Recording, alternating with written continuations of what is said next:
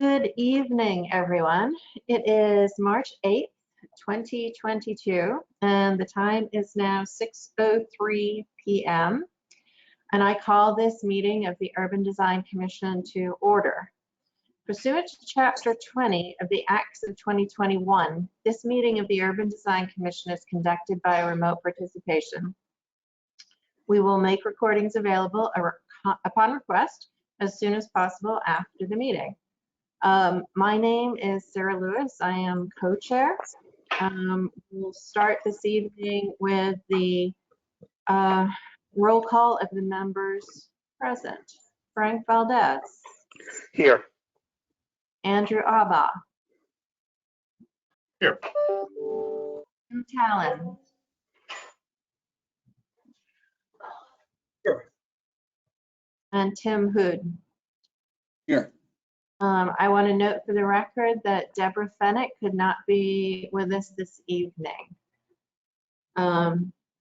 With me is also Courtney Kirk, co-chairing this evening from the Public Space and Urban Forestry Division of OSPCD, and Andrew Graminsky, our UDC liaison and planner with the PPC division.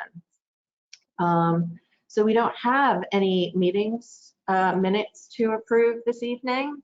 However, given the fact that we will have to have one of our voting members recuse himself for the later projects, I'm going to take chair's prerogative to take the agenda out of order and start with 21 through 23 Francesca Avenue. This is a backyard cottage, so Andrew Graminsky, if you can get those folks ready to present, that would be great. Yes, I am doing that right now.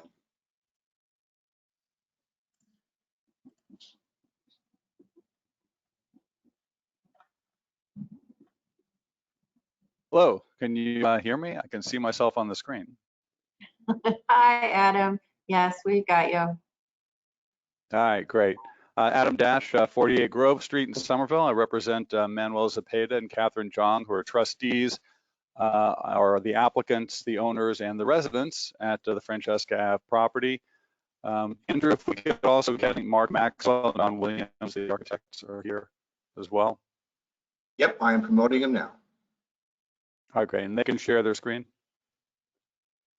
Who will be the they're going to have the slides. I guess that would be a question for Mark or John. Either one of them will be. In the meantime, I can give you at least the quick backdrop, because I don't want to waste a lot of time. Is that the property is a two-family house with a carriage house in the back. The applicants are seeking to turn the two-family into a single family and move one of the units in the single family into the carriage house to create a backyard cottage. So there will still be two units on the site. There'll just be one in the front house and one in the carriage house. This requires us to go under the zoning to obtain a special permit and get plan approval, which requires us to come to the Urban Design Commission for the backyard cottage in the neighborhood residence zone. As you know, the review for this is restricted to the backyard cottage. That's what we're seeking the relief for, is it not the house? Mark or John, are you there to walk through the changes? Yes. Yes, Mark is going to be presenting. Great. Go ahead. Okay. Mark, this is Andrew Graminsky. You should be able to share your screen. Okay, thank you. And what screen are you seeing? I'm seeing your screen. I'm sorry, are you seeing text or are you seeing the site plans? Site plans. Great. Good evening. I'm Mark Maxwell, architect with offices at 20 Wyndham Street in Somerville. And the project, as Adam said, is a existing 21 to 23 Francesca Avenue, which is equidistant between Davis Square and Powder House. It is mid-block, and it's currently a two-family with a backyard cottage, which is obscured by an old historic barn, which is behind it. Both structures were built in 1895. And the intention of this project is to, if we look at the small site plan here, the main house will become a single residence for Matthew and Catherine and their family, and the barn will be converted into a backyard cottage. The two images below, this is the main house, and down the driveway you see a corner of the barn.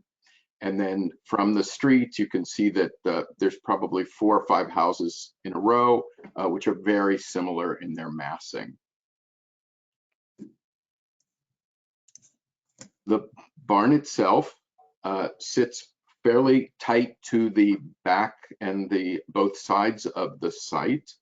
It comprises about 1,000 square feet. The garage door is not original, but the hay loft and dormer are. And it truly has 4 horse stalls on this far side. And then there was a drive bay here. This shot is taken from the 17 Francesca side of the property, where their garage is quite nearby. And this is what I was describing as the horse stall portion. There is a cupola that exists on the existing barn today. This is the barn from the Kidder Street side between the houses, and you can see these actually line up with those 4 horse stalls. The cupola is barely visible there, and there's a skylight. And then this is from the 25 to 27 Francesca side, where the property line is only a few feet from this retaining wall. One of the things that we plan to do, not related to the barn, but related to the 2-family house, is to remove this appendage to the 2nd floor kitchen to sort of open up the space between the 2 buildings. This is an axon of the main house and the backyard cottage. We're not changing the shape or size of the cottage in any way, and only very minimal changes to the house itself, with the removal of that extension off the back.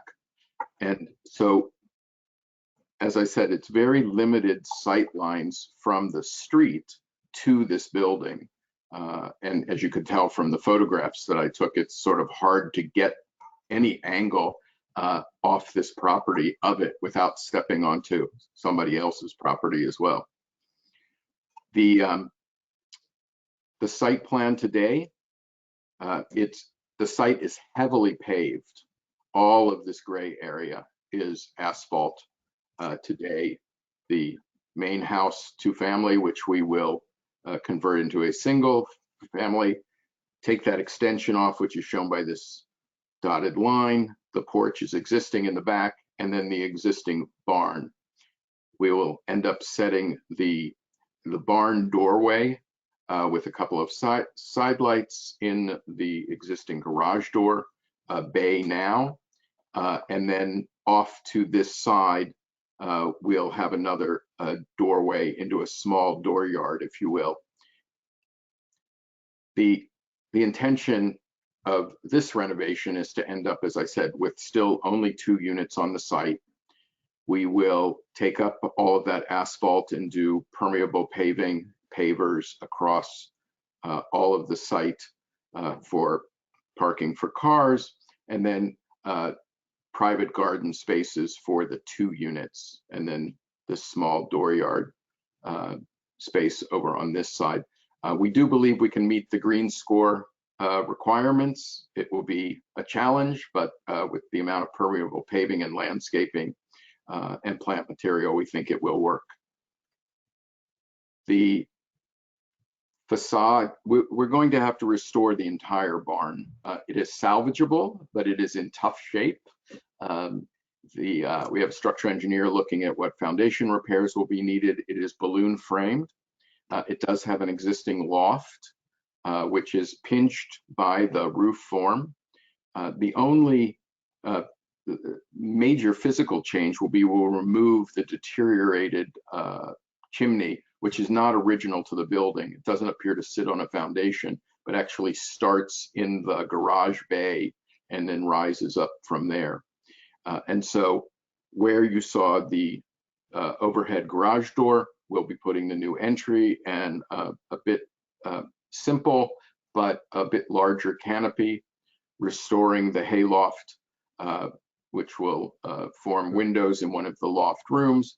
And then we're going to be using roof windows and skylights to bring light and air and rescue egress into the second story bedrooms, replacing a smaller window with a double window here, and then some transom glass here on the inside. The kitchen will be in this position. Facing 17 Francesca, we'll do a sliding door, and there is an existing window on this facade. As on this is the east facade facing 25 to 27 Francesca, which has a window today. And then this faces the Kidder Street abutting property, and we're gonna restore those horse stall windows at the bottom of the first floor there. And then we have both the zoning analysis and the green score was in the package that you received. So the intention on materials is that we will use clapboard on both the main house, and we'll follow the same finishes on the barn, backyard cottage. We'll simplify the detailing a bit on this building, but it'll use all the same materials. We'll do painted, probably composite trim. New roof will be needed, and we'll do a clad wood window will be the standard throughout. So with that, I will ask if there are any questions I can answer.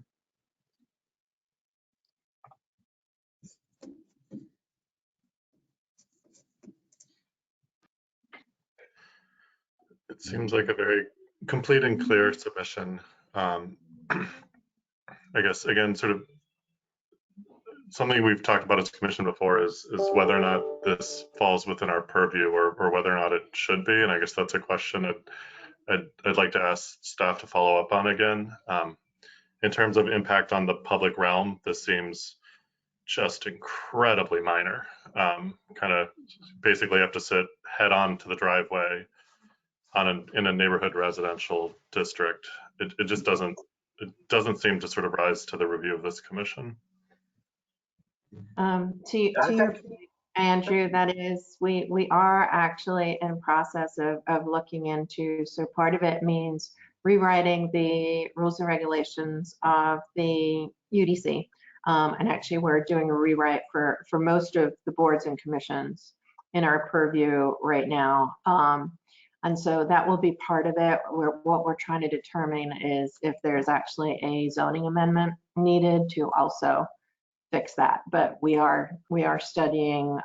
We completely agree with you. The backyard cottages are the few we've looked at have all been very tastefully done and well designed, and are not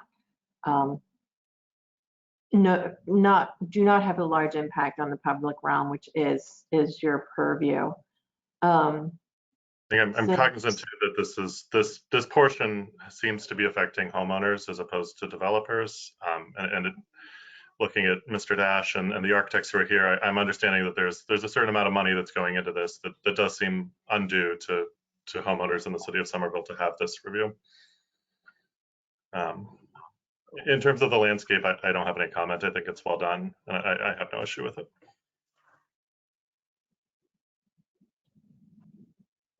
I would agree with Andrew. I think that, again, it's like, it's not much that we can really contribute to this. I think it's being done well. I think that the architect is being thoughtful about the approach. And I mean, I don't see any major issues on it. I mean, it would be nice to understand materiality at a certain point moving forward, but that's about it. But no, I think that it's great. Thank you. I agree. I think it's really well done. Congratulations to the owners. I would also echo that. It looks like a great project. I was curious if there was any existing photographs where any of the new details were being taken from. We do have, we can share photographs of it. The most interesting thing on the inside of the building is definitely the old horse stalls, and both the patina that they have from their use, and also there's a sort of an odd swoop to some of the woodwork that's on the inside. It definitely was a used barn. There's tie rods inside, and there's wear on the floor that really shows its history. And we have not documented all of the things on the inside, but we will be doing that and be happy to share those.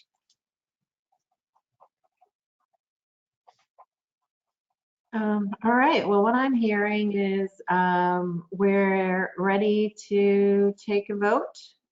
Now, the vote is only applies to the backyard cottage itself. And the vote on the facade is basically focused on the modifications, which, sort of doesn't seem like there are very many, mostly making the doorway with side lights. So if we're ready, can I get a motion to approve the facade as shown? So moved. Second. Seconded by Frank. Moved by Tim Talon, sorry. Seconded by Frank. Roll call vote. Andrew Abba. Yes. Tim Hood. Yes. Tim Talon. Yes. And Frank Valdez. Yes. Yes. All right, the second vote is whether and I think we can combine these two, actually have the design guidelines been met for neighborhood residence district? And is there any other design guidance that you wish to incorporate? I hadn't heard any, so I'm going to suggest that we just vote if the guidelines have been met for neighborhood residents. I vote that the guidelines have been met. Second. Second, motion by Frank, seconded by everybody. For the record, we'll put down Andrew. Roll call vote. Andrew Abba. Yes. Tim Hood. Yes. Tim Talon. Yes. And Frank Valdez. Yes. All right. Well, thank you, team. That was short and sweet. And thank you, commission. Nice work on promptness there. Thank you. Thank you all. I'm very much appreciated. Have a good evening.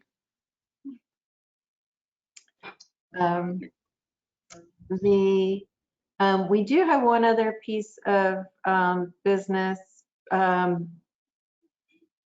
Andrew, so the 3 to 5 Hawkins Material Board is listed as other business. Do you need to recuse from that, or can you stay? I don't think that's my project. I don't think so. No. Well, this is actually, this is a review. So this was one of the conditions that you had asked to see the materiality. So we don't actually need a vote on this. This is sort of for information. So I'm not sure you'd have to recuse anyway, since there's no vote. But perhaps we do that next, just to keep things clean and moving forward. Sure. Okay. Andrew Gurminski, can you get the 3 to 5 Hawkins folks set up? Yes, if you're presenting for this project, if you could please use the raise hand feature and I will promote you.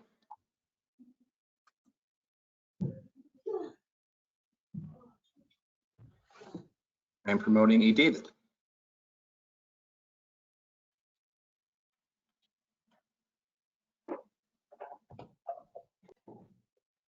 And thank you to everybody for being patient with us, for taking things out of order this evening.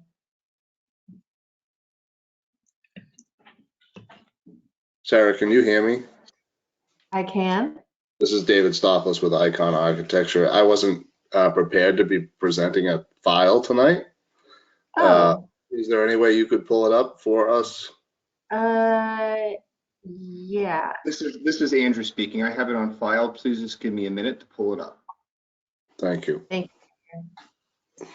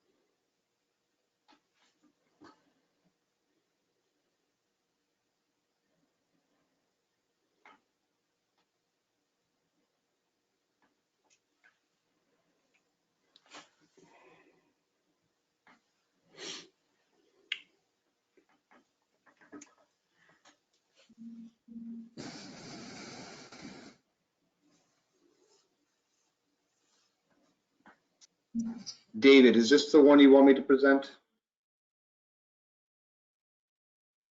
I'm not seeing. You're not seeing it? All right, hold on a second.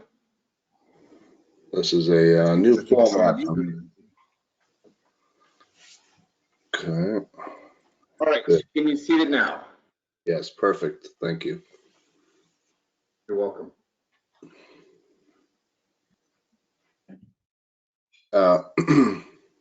So I'm David Stockless. I'm with Icon Architecture, representing 35 Hawking. This building was originally designed by Peter Quinn. Our client purchased the approval package, and we have moved this project through the approvals. It's a passive house project in Union Square. You most likely are familiar with the design of the building. I think we're here today to show you the materiality. It's consistent with what's been approved to date. We're using primarily the top 4 floors are a Hardie product, whether it be a lap siding or a fiber cement, and different exposure. You have 4.5, 5, and 11, depending on whereabouts on the project or the facade you are. And on the first floor, we have 2 veneer brick options. Brick 1 is more of the forefront masonry that you see from the sidewalks and urban neighborhood. Brick 2 is slightly recessed 2 or 3 feet in a bay pattern as you walk along Hawkins Street.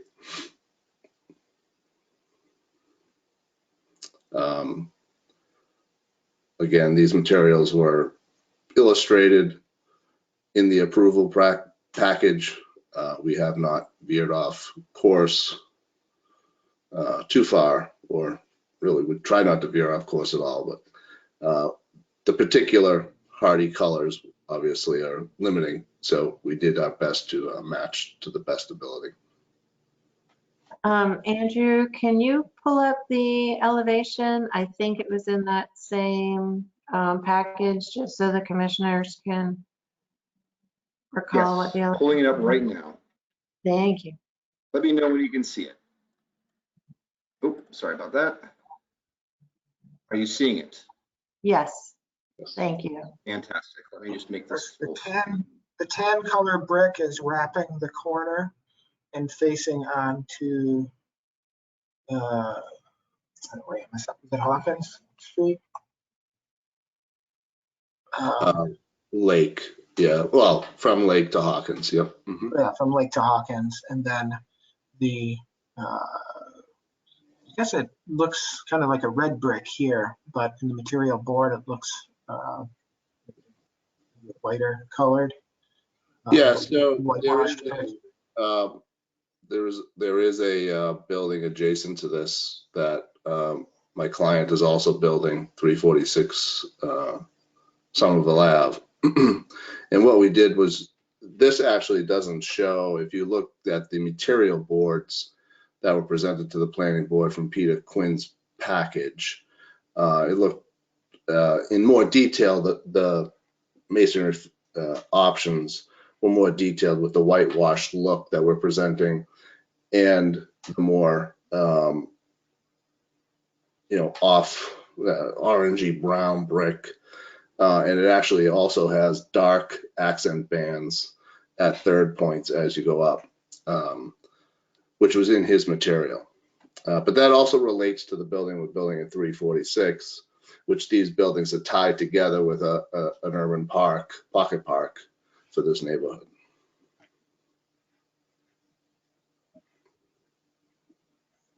So it's the same brick Yeah. color being used on that building as this? And yeah, and to that, what is that white around on the south elevation above the red? There's some white stuff around window frames, or That's, if you look at the south elevation, those are bays, and I think you're seeing the side of the bay as it projects out, because that's a splayed elevation. I think you're talking right around the windows on the ground floor, right? Frank? yes, exactly. What's the trim or surround around the windows on the ground floor? Because that's not a projecting window. That's in plane with the brick wall. Correct. Yeah. It would be a hardy panel. It's a hardy panel below the brick. The windows are in a masonry opening. There's not trim around the windows. It's a black window in a masonry opening with a hardy panel below it. But I think that Frank's saying there's a white, I mean, I'm looking at the elevation. There's a white frame around the black window, and then it looks like a band of vertical hardy. Can you show me exactly where you're speaking to? Yeah, I wish I should zoom. I can use the pencil. Yeah, Go, south elevation. Andrew, yeah, go. Yeah, if you pan up a little and Yeah, pan back up to the south elevation. Yeah, Andrew, the one that says number 1. Yes, hold on a second. My screen's going crazy on my end. Back up. You were there. Right here? Elevation number 1, Andrew, please. You got it. There we go. So right around, there's one. Now, I remember discussing this, the idea of 3 townhouse units, kind of the expression of 3 townhouses along, I think it's Lake. But set into the red brick, there are, looks like outswing casement windows side by side there, with a white trim surround and then a white extended sill below it. Yeah, sorry. So yeah, that is all hardy trim with a hardy panel below, framed by the masonry opening. Well, it is the opening within the masonry. So it's recessed 3.5 inches at that point. So the hardy plank is recessed from so there's the brick returns in, the hardy plank is recessed in from there, and then the window frame is further recessed? No, the window frame pretty much sits with the hardy trim around the window. There isn't much of a recess beyond that.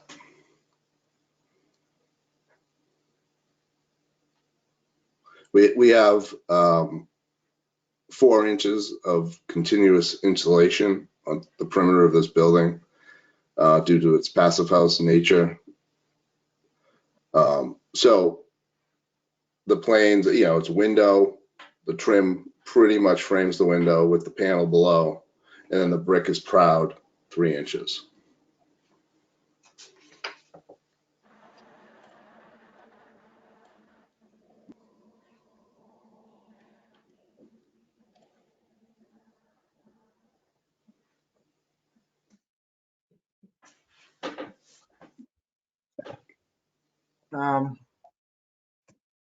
Able to go back to the material board?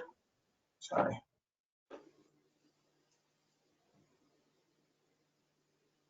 I mean, I think I'm with you, Tim, on the fact that I'm looking at some of these materials and I'm trying to place them on the elevation.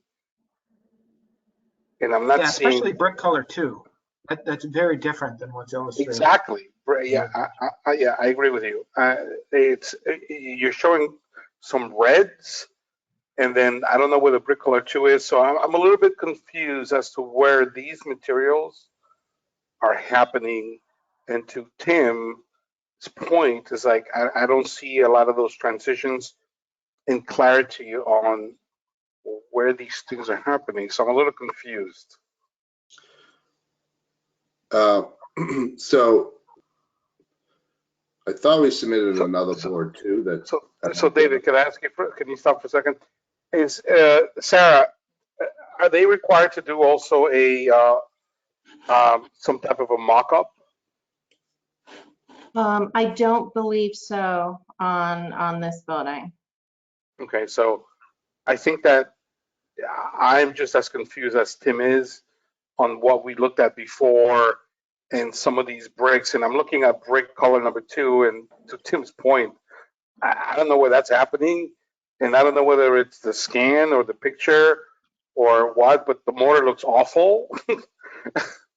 And the brick looks something that, I don't know, we haven't seen, and it's orange versus red. I don't know.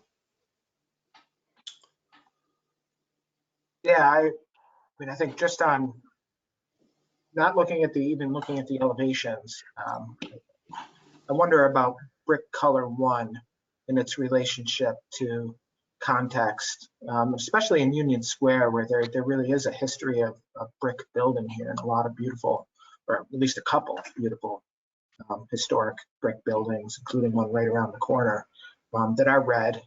There was bricks that were produced in Union Square that were red. That's not saying that every single building needs to be red brick, but I think to an extent that was what was represented here. And if there is a use of a different brick, it would be good to, I guess, understand specifically why, and also whether this really represents the full color range of the brick, because it seems pretty monotone. So again, one of the reasons we went with this brick tone was to marry up with the building that's adjacent that we're doing that shares the same pocket park. And it is, brick number 1 is, I'm looking at a different document on my screen. It is the redder brick that's shown in this board that we were looking at. And the more whitewashed brick, wraps the intersection of Lake and Hawkins. We can look back on Peter Quinn's submission. We thought we copied the exact brick that he had on his submission to the board. So we'll verify that.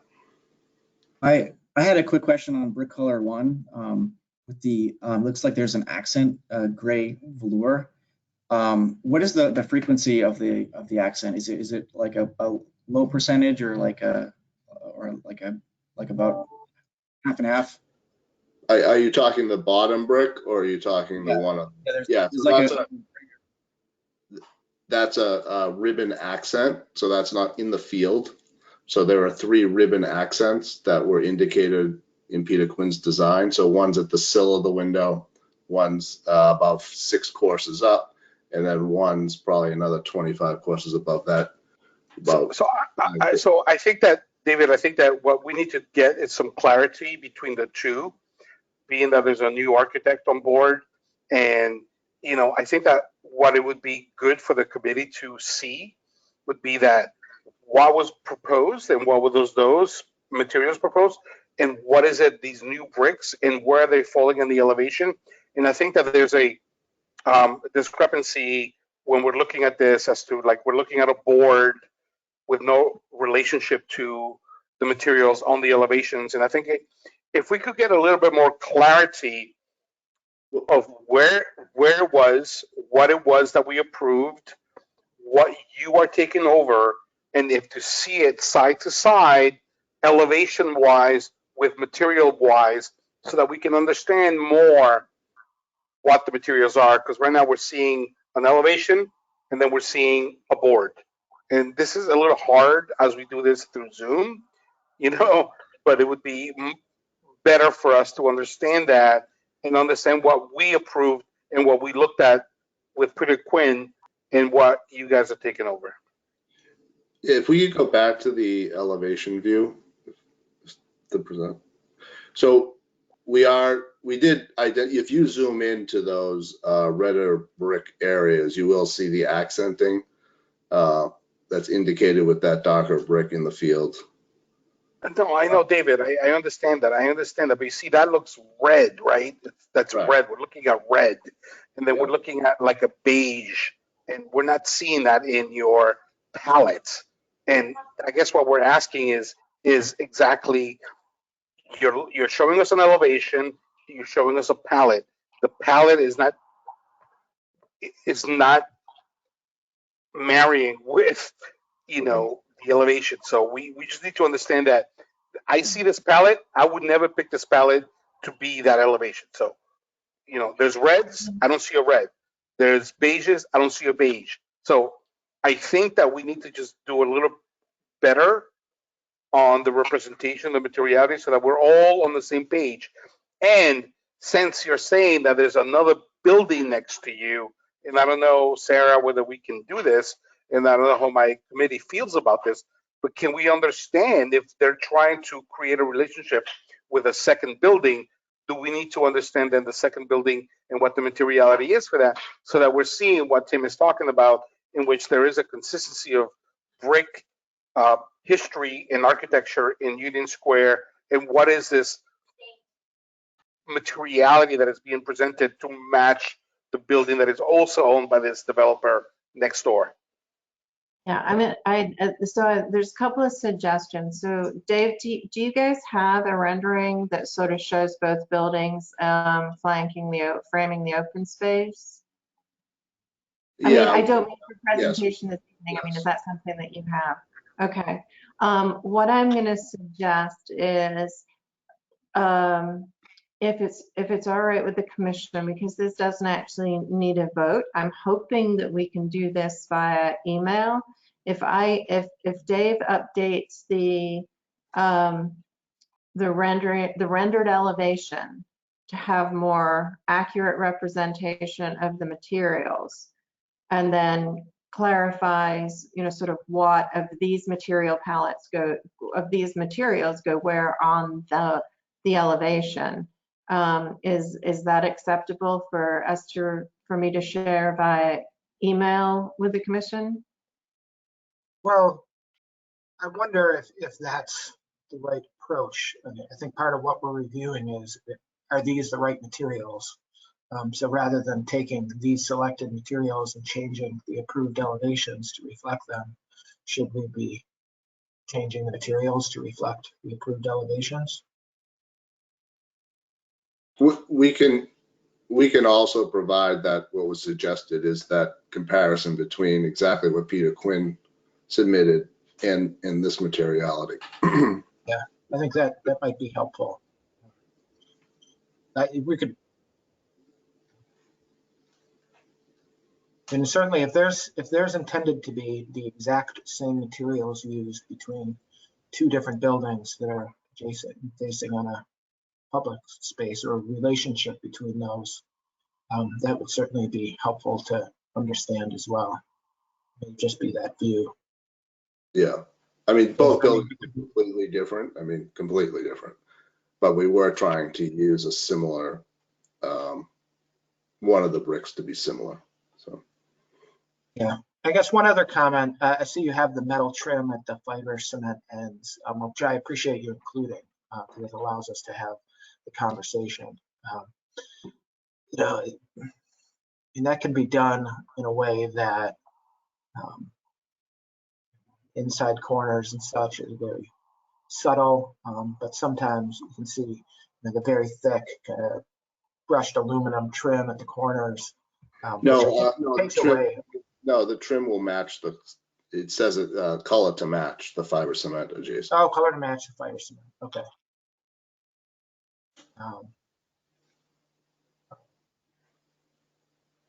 Is there any, do you look at doing the potential for doing seamless corners with the fiber cement and layered corners, especially on the corner, Lake and Hawkins? We can review that. I haven't had a whole lot of success with that.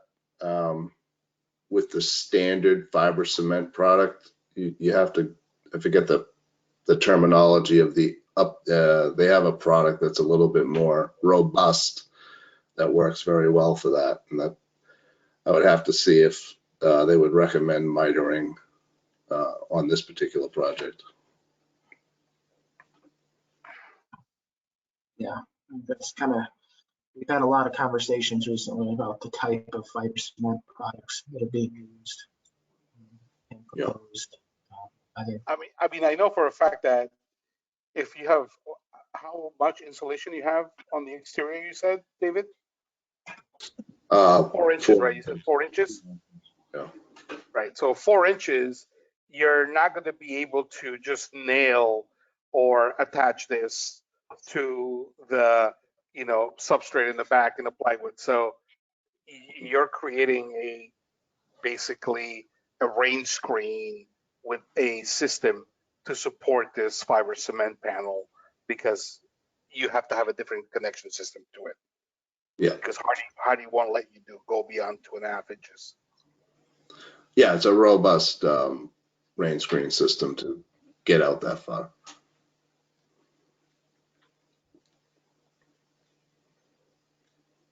Yeah, I mean, I certainly, it's a relatively prominent building. I would love to see the mitered corners as opposed to the metal trim corners. I don't know how the other commissioners feel, or if we have. I think we're getting a little too deep into architectural detailing rather than public realm, but I'm an archi nerd too, so I do appreciate the conversation. What I'm going to suggest right now, though, is Dave, if you're willing to come back at our next meeting, which will be March 22nd, to bring the rendering of the open space and then the side-by-side elevations and sort of material call-outs. I think it sounds like that's the best way to move forward right now. Is that what I'm hearing from the commission? Yeah, I would agree. Yes. I would like to see some of that. Okay, all right, then I need a motion from the commission to actually continue this, I think. I mean, we're not doing a vote, but let's vote. Let's do a vote to continue. Yeah. I motion to continue. Okay, motion by Frank. Do I have a second? Second. Second by Tim. Thank you, Tim T. All right, roll call vote. Tim Hood. I will say yes, but I just want to clarify that I was not on the original review for the building. Okay, I think that's okay because it's not an official vote. It's sort of an informational. Okay. Tim Talon, Yes. Frank Valdez, Yes. Andrew Abba. Yes. All right, thank you. Thanks. Sure. Thanks. Thanks. Thank See you, soon. David. Bye. Thank you. All right. Thank you all. All right, now we are going to move on to 45 Broadway, which is continued from September 14th, 2021. I would like to recuse myself from this project. All right, so noted. Andrew Abba is recused from this one, and actually 51 Broadway also. So Sarah, can I ask you a question as this? Yes. I guess it's enough, even though Tim H was not part of the original review, correct?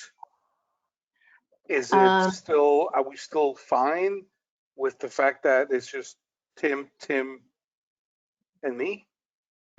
Yes, because no votes had been taken. No up votes until have been this taken. point. Okay. And Got it. so so there have been some zoning changes, and what was originally shown to you as one building now has to be two completely separate buildings. So these need to be reviewed as independent buildings, even though they are immediately adjacent to each other. Got it. So this is like, okay, got it. This is practically a new submission, so we are fine. Starting from scratch. Thank you. All right, thank you, Andrew. Have a good evening. Okay, 45 Broadway, take it away.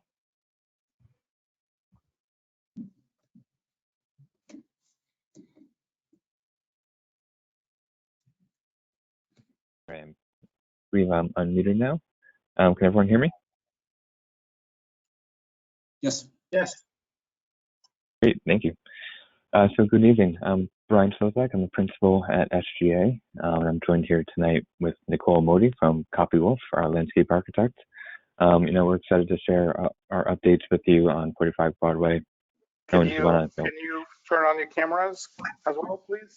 Thank you. Yep, sorry about that. Hey there.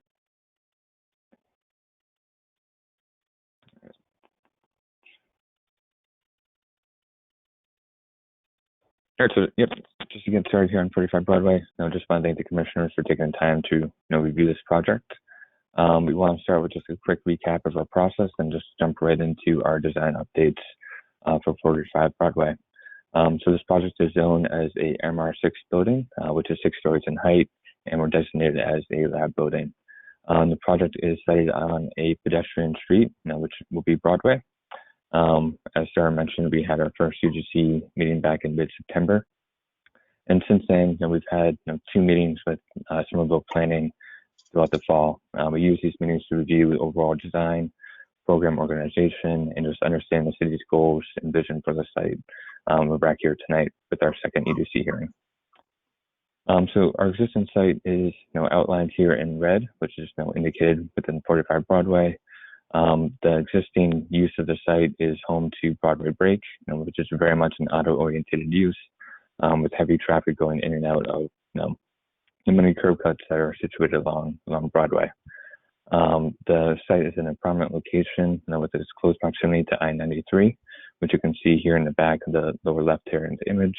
This project has a really unique opportunity to define as an entryway into Somerville and also Lower Broadway. Additionally, right behind our site, this green area is owned by Mass DOT. The significant part about this is just the topography that rises from right behind our site all the way up to the top of Benedict Hill Avenue in the back. I would like to note, and I think Sarah already mentioned this before, this overall site will have 2 buildings side by side with a party wall in between, but really just for this presentation, we're just going to be focusing on the 45 Broadway portion. We also wanted to provide context for how this proposal will really relate to the new zoning changes.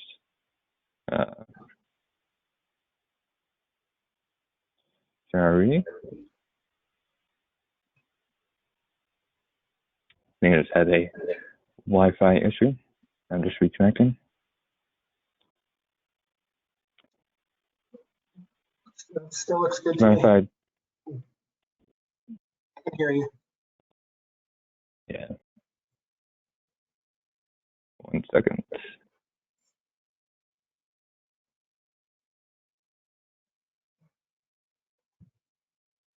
Yeah, sorry about that. So for the slide here, we really just want to show you, the context of kind of the new zoning that happened within this area. There's a series of MR6 buildings, designated as kind of this dark purple, close to the I-93. And the remainder of Broadway is kind of a mix of MR5 and MR4 buildings. So what these massing images are just representing the allowable height of all the adjacent parcels, which is very similar to what our proposal will be. So jumping right into the site plan, as mentioned earlier, Broadway is designated as a pedestrian street, and we really organized our active use program to promote that. Our main building entry is indicated here in blue, which gives access to bike parking, and then the vertical circulation for the core to the upper floors of the building. The remainder part of the ground floor, shown to the right here in orange, is continuous dedicated retail or arts and creator space. It really just provides that activation along Broadway, especially at this very important corner of Lombardy and Broadway itself. The remainder of the ground floor is for back of house support space and utility space. We want to introduce a warm material palette for this building, and really introduce masonry elements that really start to ground this project to the site. We reviewed this palette with Somerville planning back in the fall, and really learned that the city's vision is to have this project truly belong to this part of the neighborhood. And we feel like we have a unique opportunity to create elements of the industrial kind of style that has really been more or less established as the East Somerville vernacular. So we have 3 different facade options that we've explored that really have incorporated this material palette. So we're going to start here in a little bit more detail with our preferred option. So we've organized the facade to really define these strong architectural bays that are indicated here with the wider piers. On the facade uses a lot of detail level that create a series of layers within the actual facade itself. So within the wider piers, the dark gray start to step inward slightly to really start to recess and inset the middle portions of the bays. Within the middle portion of the bays, we are introducing vertical intermediate members that are part of the curtain wall system, and these horizontal channel shapes that define the floor levels. All of these are really just intended to provide scalable elements within the facade, create some depth and create some shadow lines throughout the entirety of the facade. At the upper 2 floors, the building does step back 10 feet on both the Broadway and the Lombardy side, where we do continue that same facade language up there. We do plan to Sorry. Are you still seeing my presentation? Yes. Okay, I'm getting just a bunch of error messages from GoTo here. Sorry about that. So again, at the setback areas, we do plan to include some green roof areas for our kind of green score report. At the roof screen in the penthouse, that also steps back away from the parapet edge, slightly. At our first presentation, UDC presentation, and we were originally showing 2 levels of mechanical use. One was an enclosed penthouse, and another one was a roof screen on top of that. We've now consolidated that down to 1 level. We're mindful of the current regulations and working to really comply with the height of all screening elements and equipment to be within that 15-foot kind of guideline of that maximum height.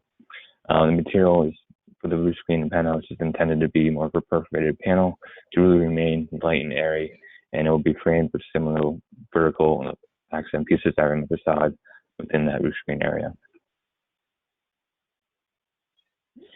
The view from the highway shows its really prominent location with its entry point to Somerville.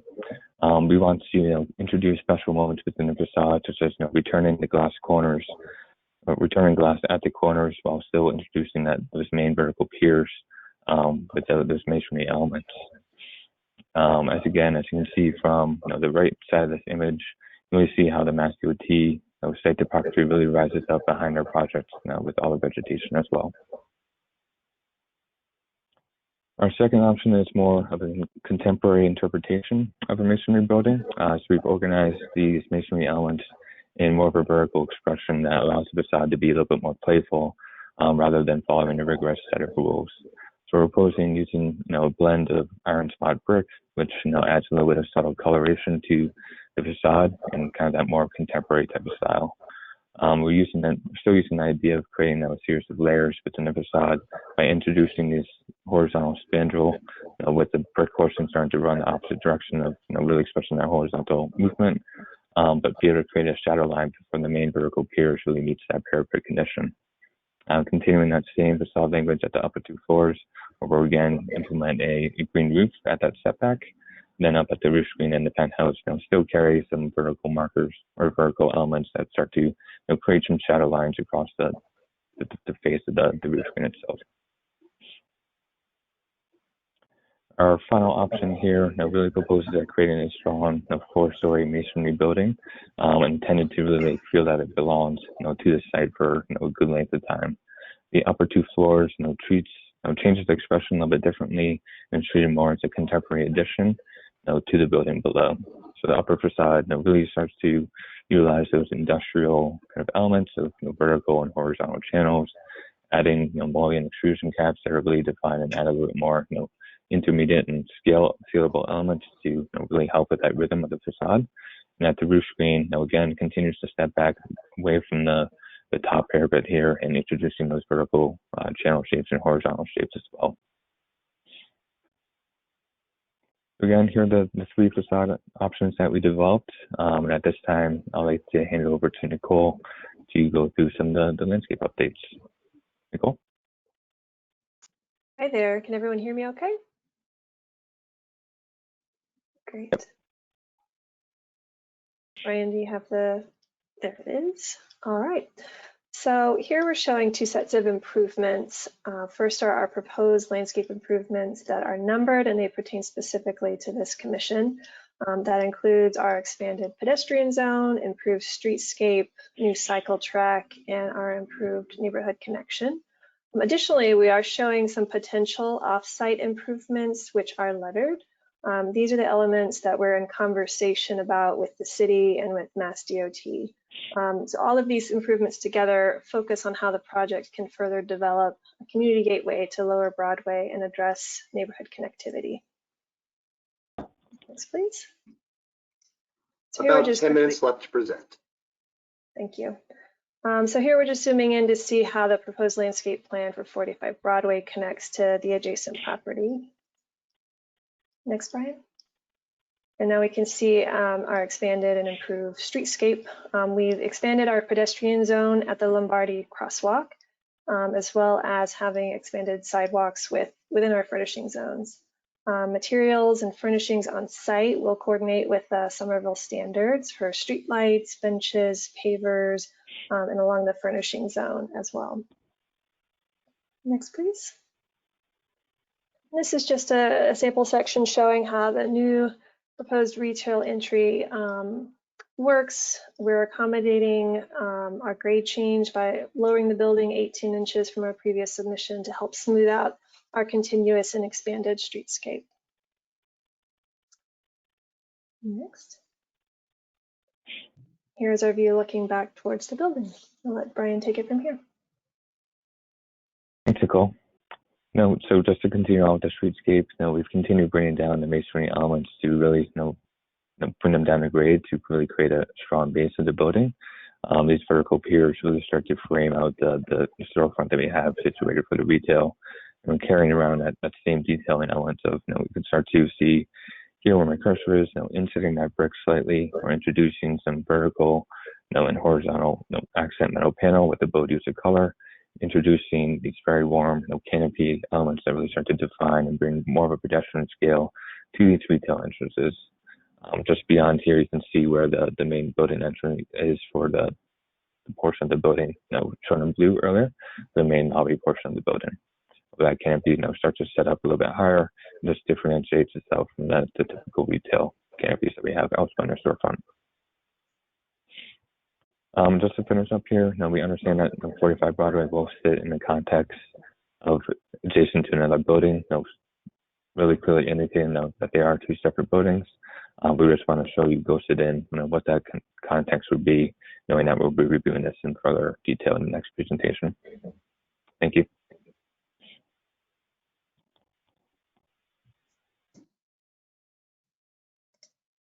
Can I ask for clarification? Can you show the floor plan again? Where's the front entrance to this building? It's not obvious. It's indicated here in blue, where we have a vestibule that leads into our lobby space. Okay, so it's on the far side. Okay. All right, thank you. Okay.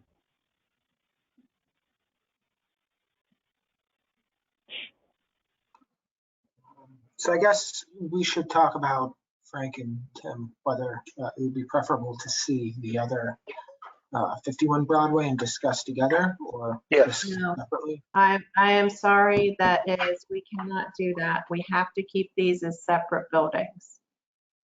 I would like you to talk about this one first, and then before we take any votes, we talk about the adjacent one, but we need to keep these as very separate buildings. I almost had them come and present on 2 different evenings to emphasize that. So I'm trying to stick to the separation. Okay, that's fine. I think we could talk about this now, but then take all the votes at the end. Separate votes for each building. But after having discussed both, is that what you're suggesting, Sarah? I'd rather take the votes for each independently, but if that's what the commission wants to do, just please keep them very distinct buildings. I think that would be my preference approach. So maybe if I could jump in with a couple comments. I think and maybe I'll start with the streetscape. I do recall having reviewed this building back in whenever it was, September. It seems to me that the streetscape is significantly improved. Would you be able to pull up the landscape plan? Yeah, thank you. So the creation, so there's on-street parking buffer, looks like a separated bike lane. Then you have the street tree planting zone, sidewalk, and then landscape zone from the building. I mean, I think that's great. I wonder about, I guess, one thing. This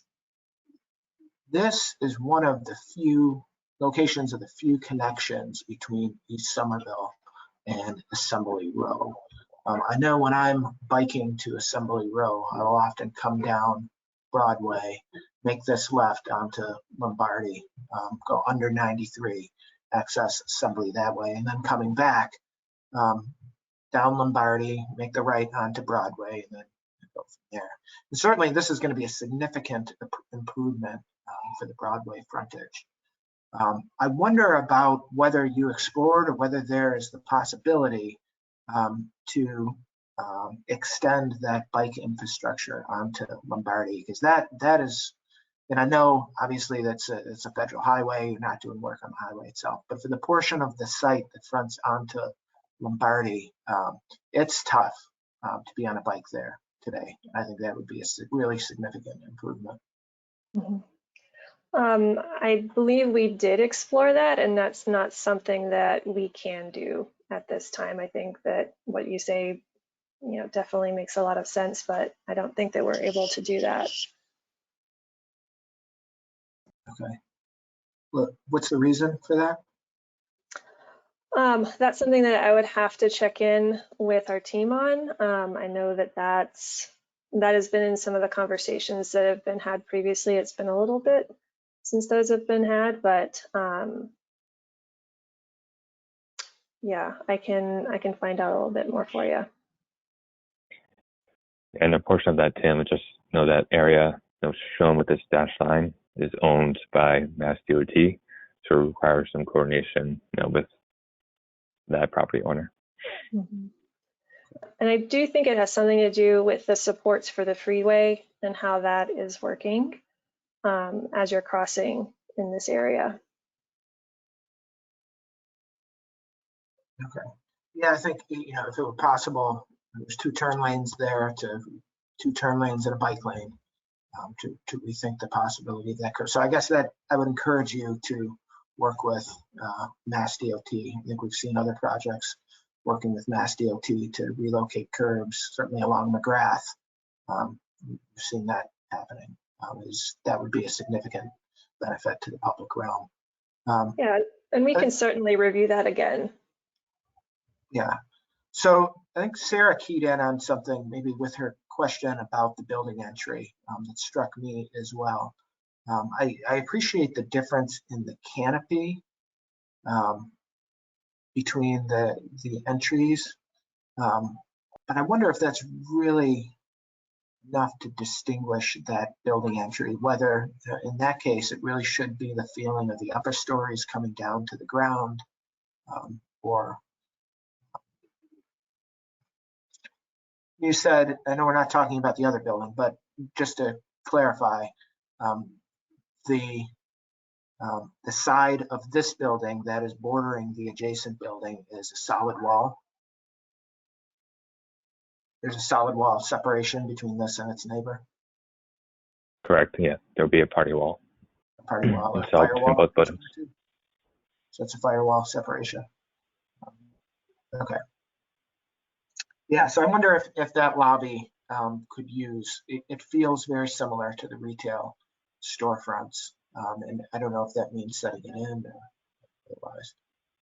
I also wonder about if there is retail arts and creative space on this ground floor. I mean, I appreciate the representation of a lush planting area against the building, but it seems like maybe this image is showing more space, sidewalk space next to the entry door than is showing up in the landscape plan. I might be wrong, but I wonder about visibility into those spaces from the sidewalk, if this really is the planting out there. Yeah, it's a great comment, Tim. Yeah, I know from where we do have our entrances designated on the site plan, it might be shown a little bit less site paving going into actual retail. But what we can do is organize the planting materials to make sure that you do have the visibility into the retail and the arts and creative spaces, so we're not trying to hide them. But we are trying to provide these areas of green planting areas where the building kind of really meet the streetscape in a softer manner. Yeah, I think it would be, there'd be benefit. You have so much sidewalk space here to allowing those uses to spill out onto the sidewalk and creating a real frontage zone that the retailer could occupy as well, and balancing that with these planters against the building. So I think we could use a little clarification on that. Last question has to do with what's glazed on the ground floor. Do you have actual elevations of the building? Yes, we do.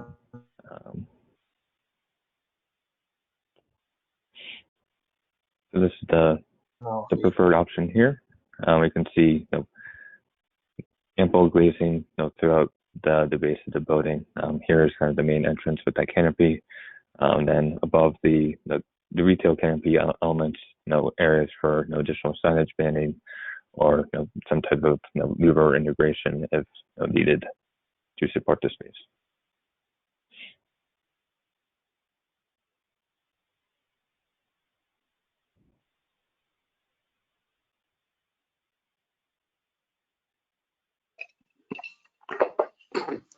Can you go back to the plan, Brian?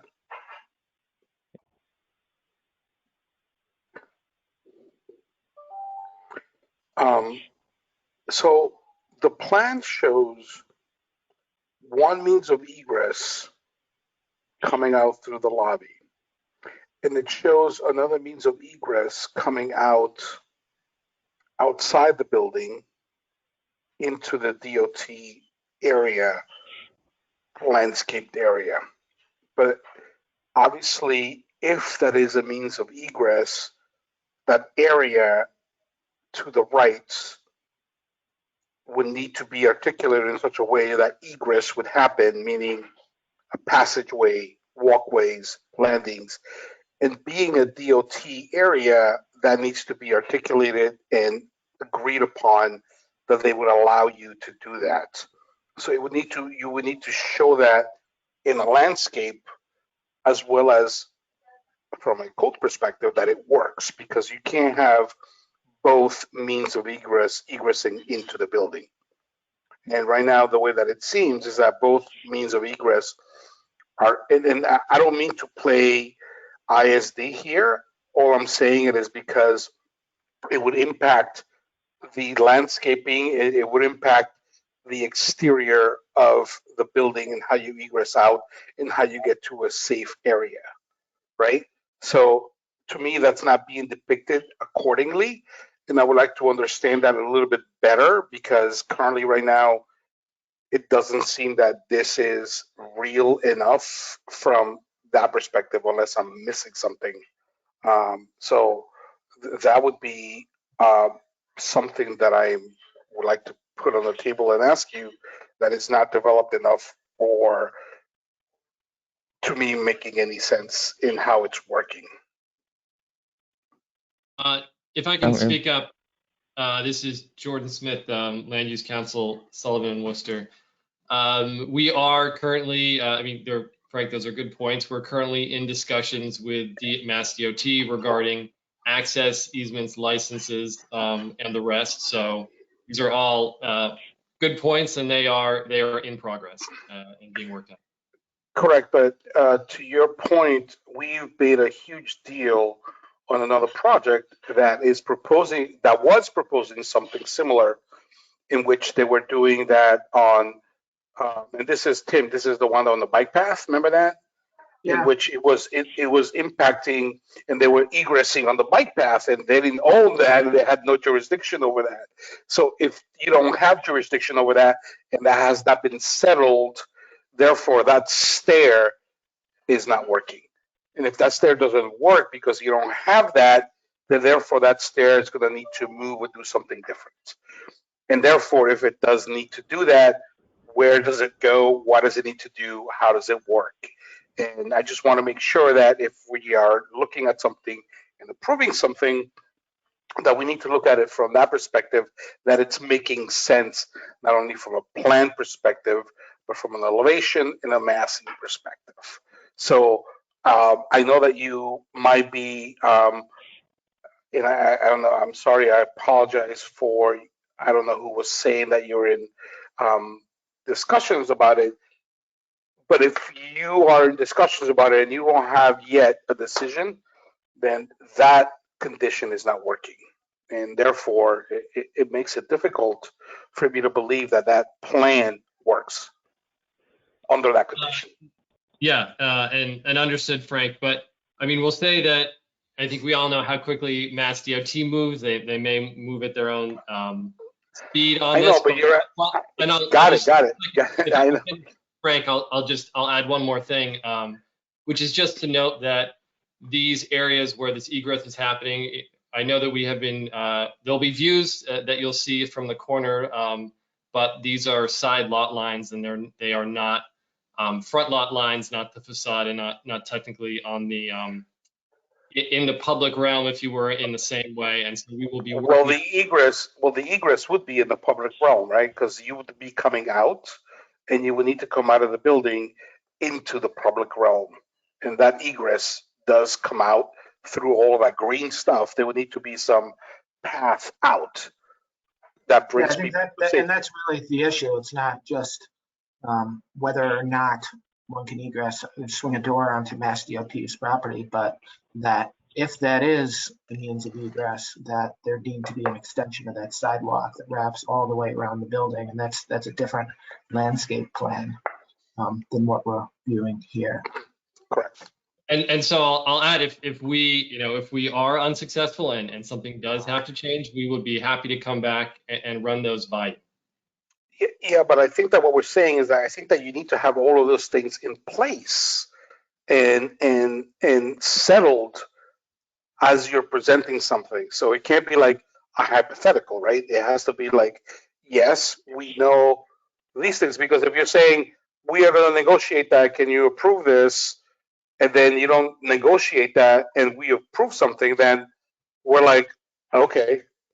Yeah, I think it is important for the public realm, because if there is a sidewalk that wraps around the building there, it's kind of a dead end sidewalk.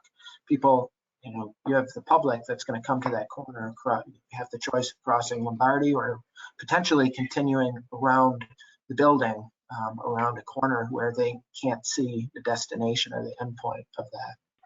So how does that get treated? Is there a gate that keeps people from going down there, that faces onto the sidewalk? Is there another means of distinguishing between what would be really just an egress route onto a public way versus part of the public sidewalk? I think that's what we would want to understand. And I don't think, we've all dealt with Mass DOT, that working out an agreement can take some time, but I think we need to see a viable plan that they could approve. And then, I just want to flag for the commission, there's about 5 more minutes in the discussion, the 20-minute period.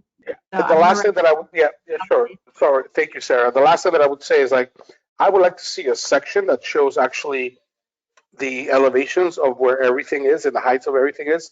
I think that previously you had shown that, and I think that there you go. I think that section in itself, I think it's key, because at a certain point it seemed that the penthouse grew in one of your options. So I just wanted to understand what the overall height is. And thank you for bringing this up. So it's 1, 2, 3, 4, 5, 6 stories. I mean, while Frank is talking about a section, I do think that since we've been talking about the visibility in the public realm of that sort of MassDOT facing corner, I think it would be important to understand more about that retaining wall. Like, are we seeing 10 feet and you're proposing to put art on it? How is that in relation to the base of the building? Like, is there another 12 feet of blank building and then it's the real building? I think there's a lot of questions that some of your renderings kind of just throw some shrubbery over some corners that I think will be very visible from cars, peds, everyone like transitioning from Assembly and East Somerville. Go to image 10, slide 10 in the presentation. The view from I-93.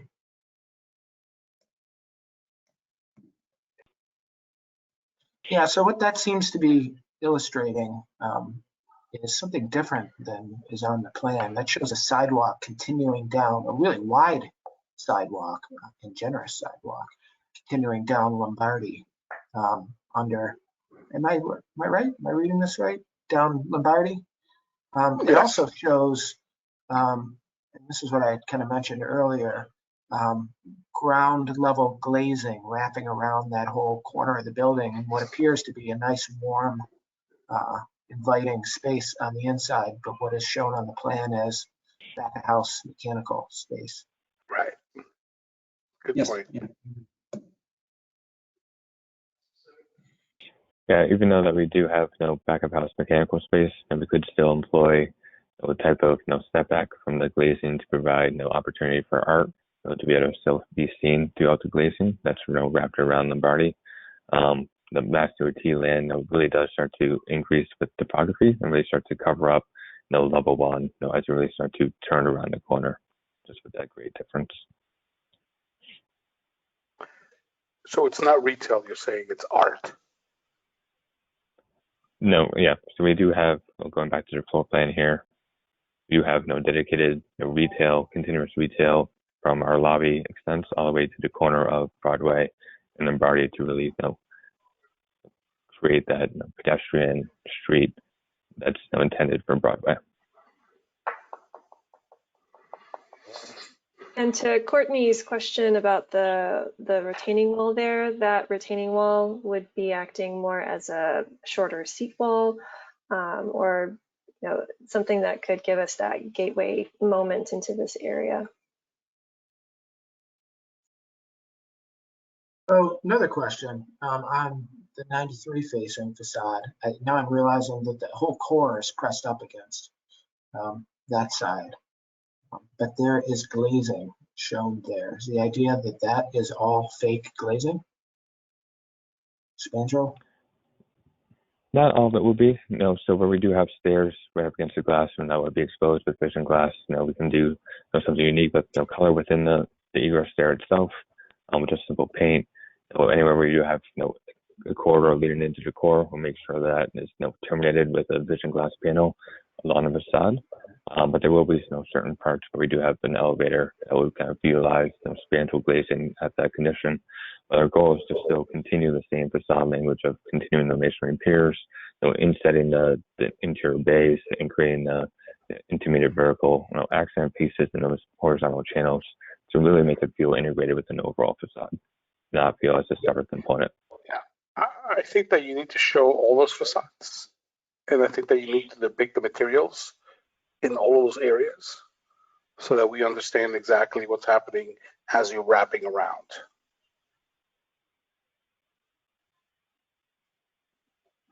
Yeah, I mean, that's imagine each one of your window bays is the 11-foot lab module.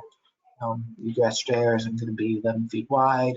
How does that meet the glazing? Do we have solid wall in front of the glazing? And does that end up?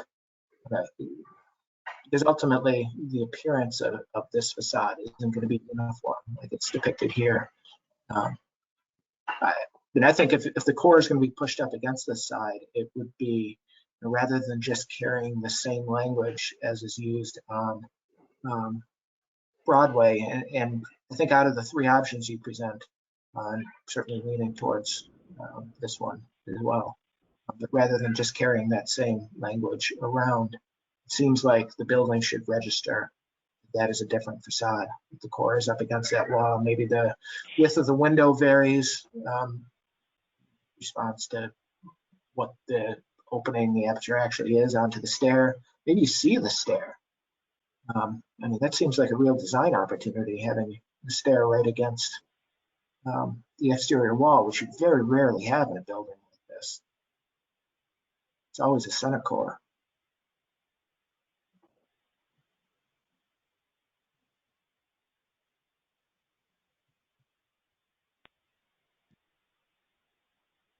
All right. Do we want to talk about the elevation options, or is there enough here that we should? I had one quick question. The street level rendering looked like it was showing some bike parking in front of the entrance, and I'm not sure if I saw that on the landscape plan. I was just wondering what was being intended to be provided for bike parking.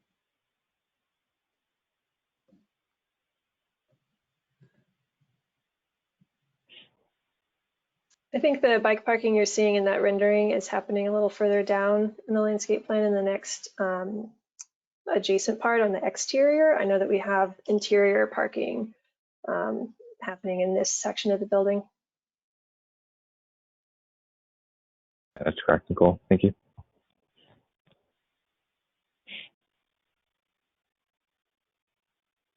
Thank you.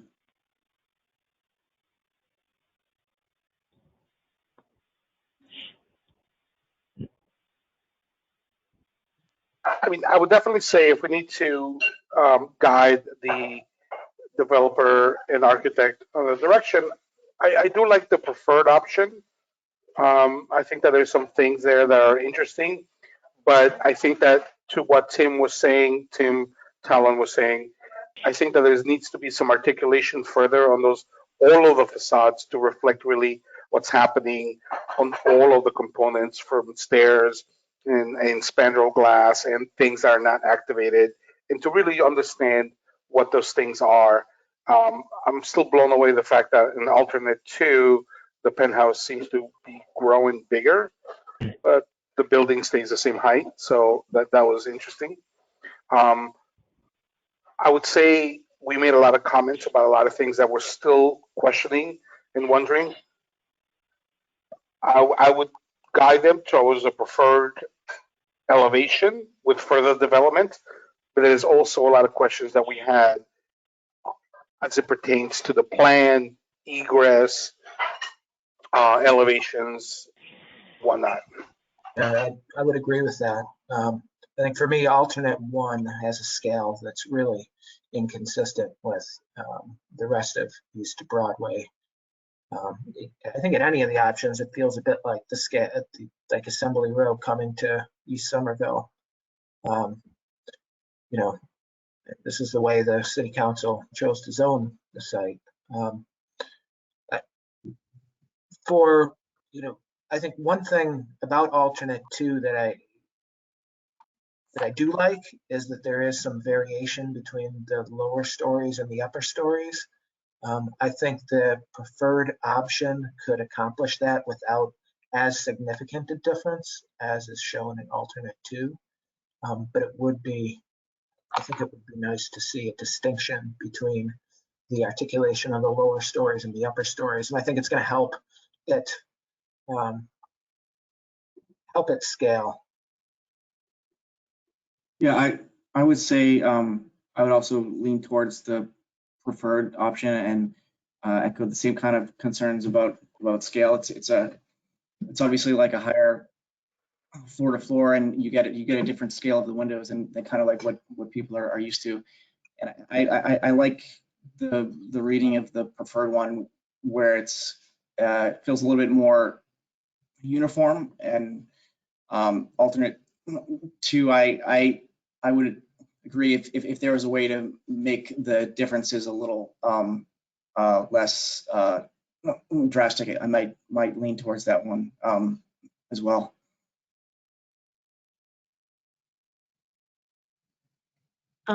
Does that mean we're at least ready to vote on a preferred facade option and then continue this project so that more information can be provided next time?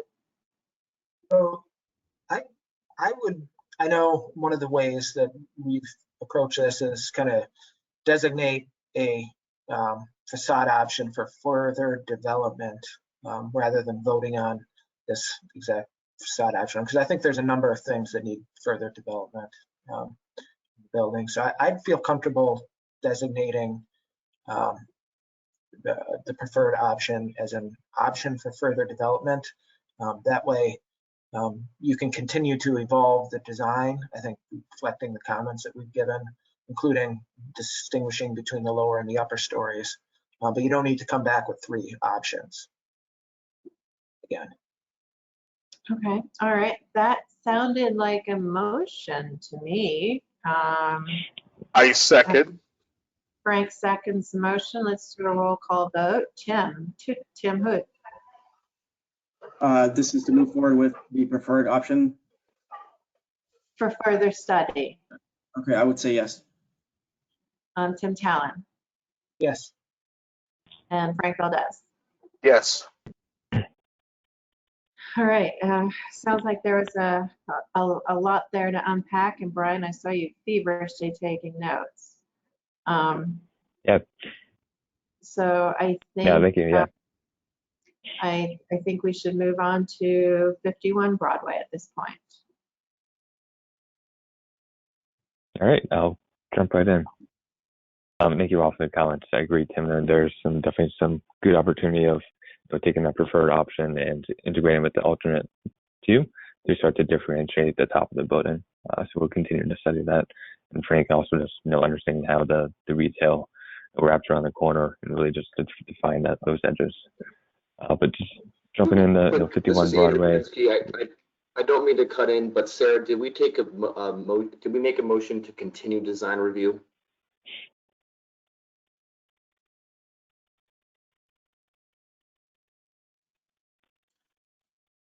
We did not. We sort of parenthetically did, but I do think we need to take a motion to continue. Sorry about that. Can I get a motion that we continue 45 Broadway until the next meeting? Motion to continue Broadway till the next meeting. All right, motion by Frank, second. Second. Tim Hood, thank you. Roll call vote, Tim Hood, Yes. Tim Talon, Yes. and Frank Valdez. Yes. All right, thank you. And thank you, Andrew G, for keeping us on track. Sorry about that, Brian. Absolutely, and sorry, Brian, for cutting you off. No worries. So just jump right in. Again, similar district, we're in MR6 district, 6 stories of a lab building. The pedestrian street continues down Broadway. And we're here again for our second EDC hearing, where we had our first one back in mid-September. This is the site outlined here in red. It's the remainder of the site, designated for 51 Broadway. Again, just really representing the nature of the existing conditions of Broadway break with the extensive amount of curb cuts, the proximity to I-93, and then the topography, differences going up Benedict Avenue to the hill behind that Mass DOT property. Again, just a reminder of just how this building starts to set in with the approved zoning context of the adjacent MR6 buildings and MR5 buildings down the Broadway corridor. So now I'm just going to jump right into the plan. So again, Broadway is really designated as that pedestrian street, and we really organized our active use program to really support the city's initiative to really make this an active streetscape along Broadway. The main building entry again is shown here in blue, which gives you access to internal bike parking, and then again to the core elements that gets you to the upper floors. When we met with Somerville Planning in the fall, there's a strong desire to really take a look at the loading dock before we had that positioned more closely along Broadway. And we took a lot of effort of reorganizing to see how we can move that loading dock. And the project actually started to acquire additional land, shown here in the upper left portion of the plan here, to allow all the trucks to kind of enter in from a single curb cut, do all the maneuvering, and have access into loading situated to the rear of the site. What this does, it allows, really opens up the frontage along Broadway to really have that continuous and dedicated retail and arts and creative space, for the continuity of its extensive 51 Broadway. Also within this maneuvering aisle is access to a subgrade parking garage that is shared between both buildings. Now, with that added drive aisle for the maneuvering for the trucks, we're mindful of not trying to create access site area just dedicated for vehicles maneuvering and creating extra asphalt zones. So we actually extended the building over this area to create more of a stronger street presence and really bring activation at the upper floors against the remainder of the street. We've also taken advantage of that site topography that I kept mentioning that rises up Benedict Avenue to create the structured deck. What this does, it starts to create a really strong connection to the neighborhood on Benedict Avenue, provides opportunities for community gardens that the neighborhood can use. And Nicole will kind of talk about that a little bit further. Again, for the massing of the building, for the first EDC presentation, we've had 2 levels of one level of enclosed penthouse with a roof screen on top of that. We now consolidated everything down onto one level, again within that 15 feet of height, and also relocated a lot of the equipment that was on those floors down on tenant floors to be able to make that happen. So similar to 45 Broadway, now we're really introducing a more material palette with masonry elements to really respond to that industrial style that really occurs in East Somerville. So we have, again, 3 different facade types that we'll run through in more detail, starting with the preferred approach. So within this, for 51 Broadway in particular, we've really reduced the scale of the fenestration openings to be more or less single-story openings that really respond more to the pedestrian scale of Broadway. Within the punch openings, the facade is still organized by the strong architectural base. I can kind of see where my cursor is moving, and really still focuses on creating depth within the facade. The brick steps inward at the jambs to really create more of a recessed stone in between the bays themselves. Within the bays, there are infill masonry elements that are on 11-foot modulars on center that speaks to the program on the inside, and horizontal spandrels at the floor lines to really just indicate a little bit more scalable elements to the facade. The punch windows are framed by a metal panel accent that might be a little bit tough to see in these renderings. Starting to frame that with again another layer of detail within the facade itself. The building, the two upper floors of the building steps back again 10 feet at the upper two floors, which again will start to implement green roof along this entire smaller roof section. At the penthouse again steps back further from the main parapet, but we've carried on these vertical metal panel accents that start to align with the rhythm that we've created in the facade below. This portion of the facade will have integrated louvers with again intermediate verticals that further break down the scale of the penthouse itself. The screening areas adjacent to that penthouse step back a little bit further to really just create a little bit more variation within the mechanical level itself. The loading area shown here in the bottom left will feature some warm softened materials with integrated lighting that really contributes to the space.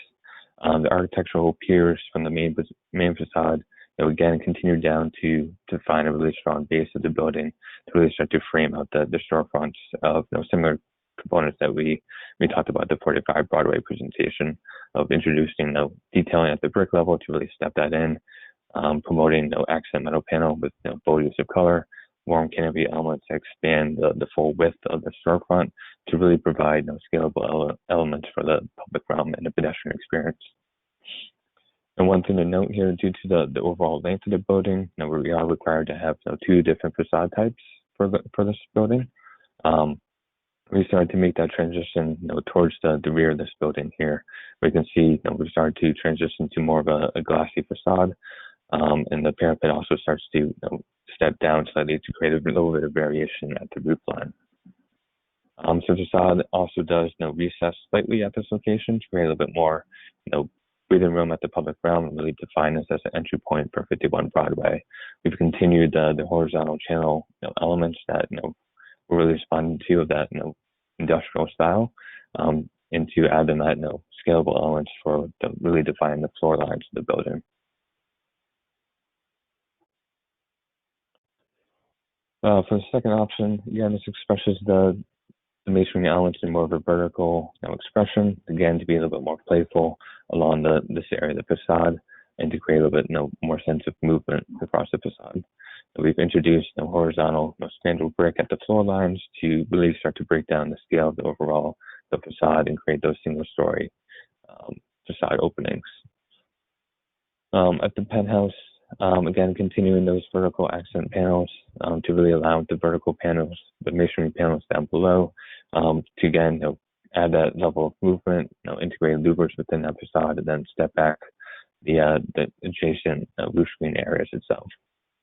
Again, transitioning to the secondary facade of having something that acts more as a transition facade between both buildings, and to really start to indicate a vertical marker for the main entry point of the building itself. The final option again really proposes a really strong 4-story masonry building that's really more or less organized with a true traditional style of creating these architectural piers, creating these infill masonry elements, both in a spandrel condition and a vertical orientation, as you see here. And the upper portion of the building, the upper two floors, transitions to be more that industrial style and that more contemporary of old meets new within this mix of buildings. So within here, we have vertical channel elements and horizontal channel elements that frame the architectural bays. Within here, we've added in corrugated infill panels that can, again, create a layer of surface relief across the facade and create some texture as well. Again, here are our three options for 51 Broadway. And again, I would like to pass the mic over back to Nicole to go over the landscape elements. Thanks, Brian. All right, so here again is the overview of the proposed landscape improvements and the potential offsite improvements related to 51 Broadway. I won't go into that too deep since we've talked about it. Next. And again, we're zooming in to see how this proposed landscape plan for 51 Broadway connects into the adjacent property. Next. So here we've continued our expanded streetscape. We have located bike parking at the building frontage and included a bike repair station. We've continued our expanded plantings in our Somerville furnishings. We're now also including, as Brian had mentioned, the amenity deck over the loading area and proposed community gardens where the building has extended across that loading dock. Using the parcel at 911 Benedict is allowing us for that neighborhood connection, and it's done in response to requests from our neighborhood meeting. Next. So here in section A, you can see how our grade change is leveling out due to the building shifting down, and we have continued our expanded streetscape, our raised cycle track, and starting to see our main lobby plaza entry. Next. And this section is moving up the streetscape. We're showing here where we have a continued expanded sidewalk, our furnishing zone, and our expanded plantings, deepening at this part of the building. And this is showing the condition where the edge of the building is ending with that outdoor amenity deck adjacent to a sloped green space. This is allowing us to have additional plantings both at the streetscape and a more naturalistic planting moving up the slope. We've got our Somerville standard bench seating, expanded sidewalk, which is getting wider here to meet the existing sidewalk in front of 51 Broadway before it's crossing over to Benedict. 10 minutes left to present. And this view is looking back from Benedict across the community gardens toward the amenity deck from the top of the slope. So you can see how we're connecting into the community and the neighborhood. Thanks, Nicole. And as you can see, we're really wrapping around that primary facade onto this Benedict elevation, really responding back to the single-story punch openings that respond a little bit more to the neighborhood context adjacent to this project. Again, that's our presentation for 51 Broadway. I have a question once again about the entrance. I understand on 45 Broadway with such a compact footprint as to why the main entrance is to one side of the building. Given this having a longer facade, why is the entry at the party wall instead of being in the center, in sort of center of the building and having more grandeur to it? Well, a few things for that. I think the biggest thing for the facade is really start to create a transition of where we had to implement a second facade type, and using that to our advantage to really define strong vertical marker where it signifies a little bit more glossy transparency where that lobby entrance could be. Additionally, going back to the floor plan, knowing that we do have our kind of more back of house space with the loading bays and the parking ramp that goes down to our shared structure, we really want to continue provide a continuous swath of retail that can lend itself to be subdivided in many different ways to better support future retail and arts and creative tenants.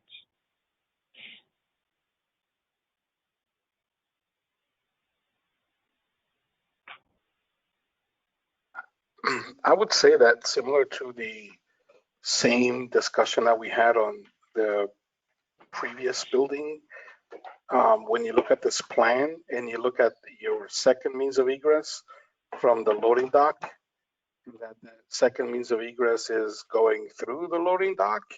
I don't think that that's a viable means of egress, in that I guess that means of egress would need to be reconsidered, or is it egressing through the DOT green area, or is egressing differently? And I mean, I don't think that you could exit through the loading area It's logically, right? Yeah, so it's actually egressing into a dedicated corridor that gets you to the exterior condition of the building. Yeah, but that exterior condition is where all the trucks come in, right? So I don't know if you can egress into an area where all the trucks are loading and unloading and they're like backing in and backing out. Doesn't seem like it's a safe area for that. Again, I don't want to play ISD. I just want to make sure that the egress component is being done appropriately so that it's egressing accordingly, so that the facade and the massing and the public realm is being designed accordingly. And if that stair does not work and it needs to egress into the green area of DOT, it needs to show that. And if it needs to have an egress corridor coming back down to Broadway, it needs to show that. So it's not showing that, and I think that is just not developed enough for that. So I'm just going to bring that up, Brian, as something that needs to be just explored a little bit more and presented a little bit better. So one of the things that we hate to see is things presented like this and then things changed after the fact because code or ISD or something, and then that impacts us, what we've approved, and it impacts the massing, it impacts something that we've approved and it needs to change because of a code reason. So Yeah, completely understand, Frank. And we've actually reviewed this plans with our co-consultant, and we'll continue to do that to make sure that what we're showing here tonight is something that is viable. sure, I would appreciate that. I just want to flag something before you get more into the design talk. Community gardens, I think you all might want to have a little chat with PSUF about the community gardens and what you're hearing from the neighborhood. Just want to kind of clarify a few things with you all and make sure that we're not charting into Conservation Commission territory, who are the rulers of community gardens. So just want to make sure that we can touch base on that. Absolutely. Thank you. I had a question for you, Courtney. Is there a standard for the furnishing zone in another district for the width of it? How we've been advising applicants in this lower Broadway or East Broadway corridor is to work as much as possible to fit within the existing streetscape conditions, with the acknowledgement that they're making, the zoning improvements like the permeable pavements furnishing strip, but it's a red brick to match what's continuous from like Mount Vernon all the way to almost the McGrath. And the same street light, the same bike rack, the same city standard bench, that sort of thing. That this is really the public realm is in this, especially since it's a pedestrian zone or pedestrian street, that all the development is fitting within that context. Thank you. Yeah, I asked just because the 4-foot dimension caught my eye. I remember we had a discussion about another project in an MR zone pedestrian street on Medford Street. And I think they were showing a 6-foot wide furnishing zone, 6-foot wide sidewalk to the face of building. It seemed like if a wider furnishing zone was desired, as opposed to many other projects, there actually is the flexibility to do that here with that planting strip next to the building, where if that wanted to grow, that 8-foot sidewalk could move closer to the building and the furnishing zone could be what it needed to be.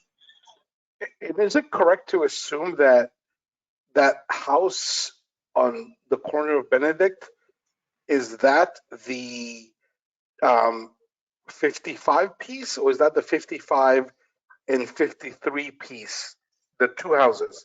Or was it just one? Because there's two houses and they are like mirrored houses, if you will. And it seems to be that that green area is coming literally next to it.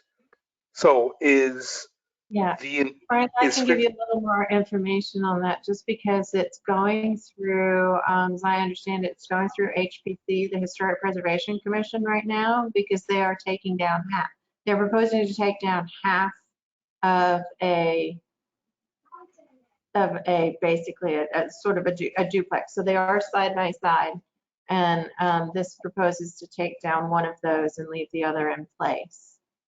okay, so it's taking half of it down. And then it's gonna stay, the other half is gonna stay there. Okay, that's interesting.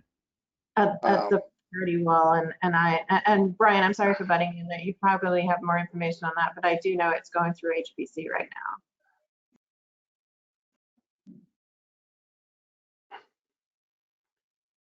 Yeah, It nothing just else seems to be like, add to it that just there. seems to be, to me, it just seems to be like a very surgical component of it that you almost, in the end, you wish that when you start doing that, the other thing is going to fall apart because it's not going to be viable. It would be interesting to just understand a little bit more, Sarah, as to how that's happening, because those are two equal mirrored houses, right? That exist next to each other. So we're ripping one of them down, and obviously then we're abutting that to it, next to it. It would be interesting to see what that elevation of that new property is and how we're impacting it.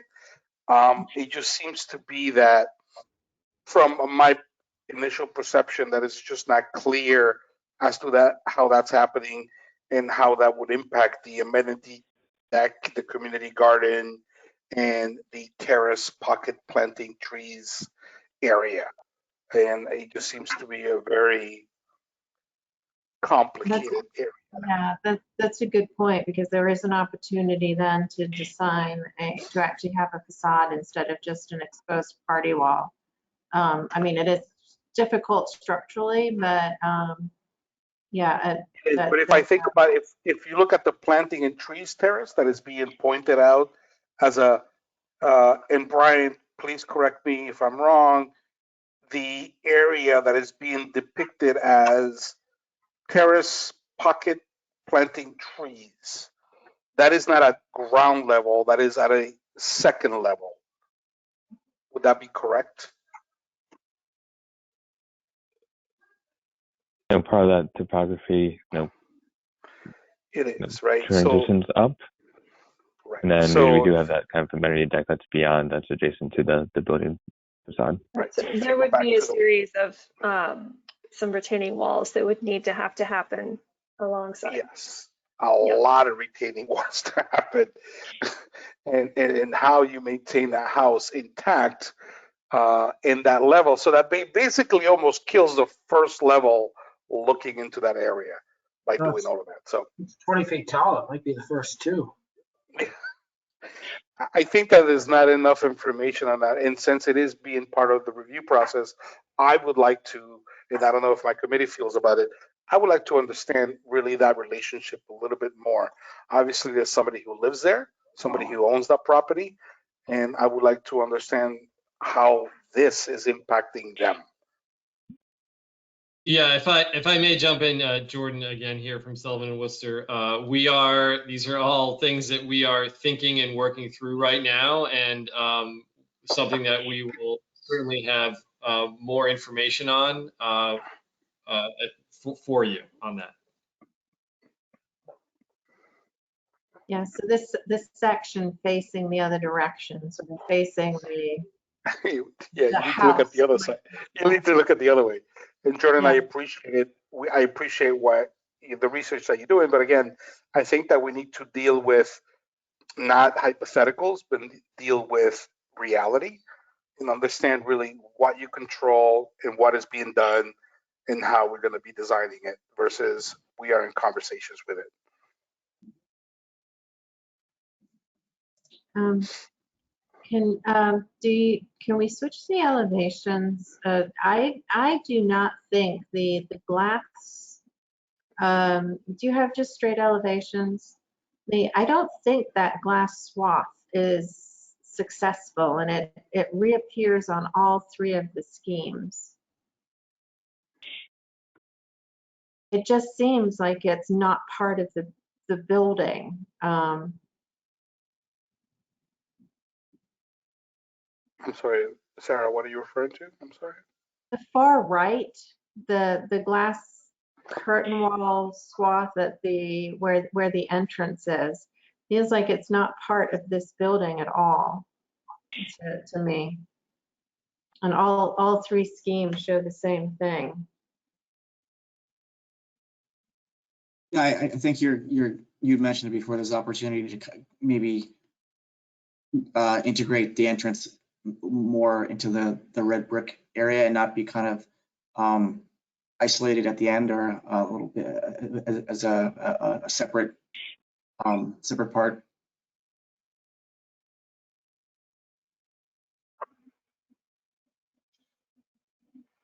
Yeah, I think locating the lobby entry mid-building is an interesting idea architecturally.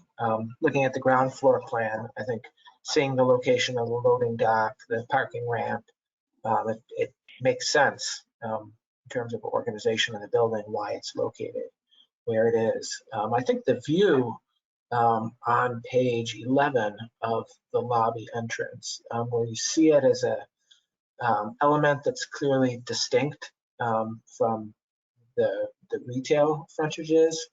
I think it is reasonably successful at the ground level and having it set up. Yes, I'm sorry, set back slightly from the retail storefront. Yeah, but perhaps on the upper stories, just having that glass carry all the way up is. Well, I think that what the elevation is not doing, that this is doing, the elevation just calls out for materials, but it's all the same. You call out spandrel glass in the same color as you call out vision glass, and it just makes it seem like one thing. And what this elevation is doing, or this rendering is doing, per what Tim is saying, is that it articulates the verticality more and the materiality more. So it's a little bit more, Sarah, it's becoming a little bit more accepting and connecting that the elevation is not doing. And I think that we need to see a little bit more development of the facade like this than what is showing on the flat elevation, so that you can distinguish what's metal. Yeah, that's a good point. It's like I want to see that glass bay flanked by, so it's embraced by the same red brick, right, or the masonry of the rest of it. So it's sort of like it's framed properly. I think maybe that's part of the issue that's bothering There's a lot of things here. They're showing metal, they're showing spandrel glass, they're showing vision glass, and you're beginning to see all those things create a character. And I think that the flat elevation does not do that. So I think also the glass strip makes it feel very much like one building entry. That's clearly from a distance signifying the location of the entry, which I think is fine to have something on the facade that registers what's happening there at the ground level. But it's a different language than the neighboring building is using, where the lobby entry, which is very much the same scale as this lobby, it's almost like the mirror image of it, is kind of integrated into the facade. Yes. So I think, yeah, the idea of capturing this glass piece within the red brick language, and having red brick abut the adjacent building that will not be talked about. I think the elevation is, it would be much nicer to be able to talk about the two of them and see the relationship of the glass entrance. But just looking at the elevation on its own, it does seem a little bit divorced from the elevation of the red brick. So Sarah, to Tim H's point, we typically have asked of clients when they're presenting, of developers when they're presenting these type of elevations to understand it in context, right? And what we're seeing here is, obviously, I understand the nature of the two buildings, but we should understand that it's two buildings, but can we see a contextual elevation from the street as if we were presenting a building that exists with other buildings, so that we see 45 and that we see the house 55. Yeah, I was going to say, I think having an elevation, a strip elevation of the entire block would be very useful. I think it would be a good thing to see, showing context, material, so that, we can understand them together. Yeah, no, I don't disagree with that, but they do have to stand on their own merit as far as the guidelines. So Of course they do, but we need to review them as two separate projects, but we need to understand them standing next to each other contextually as buildings within their own fabric. They are going to exist together.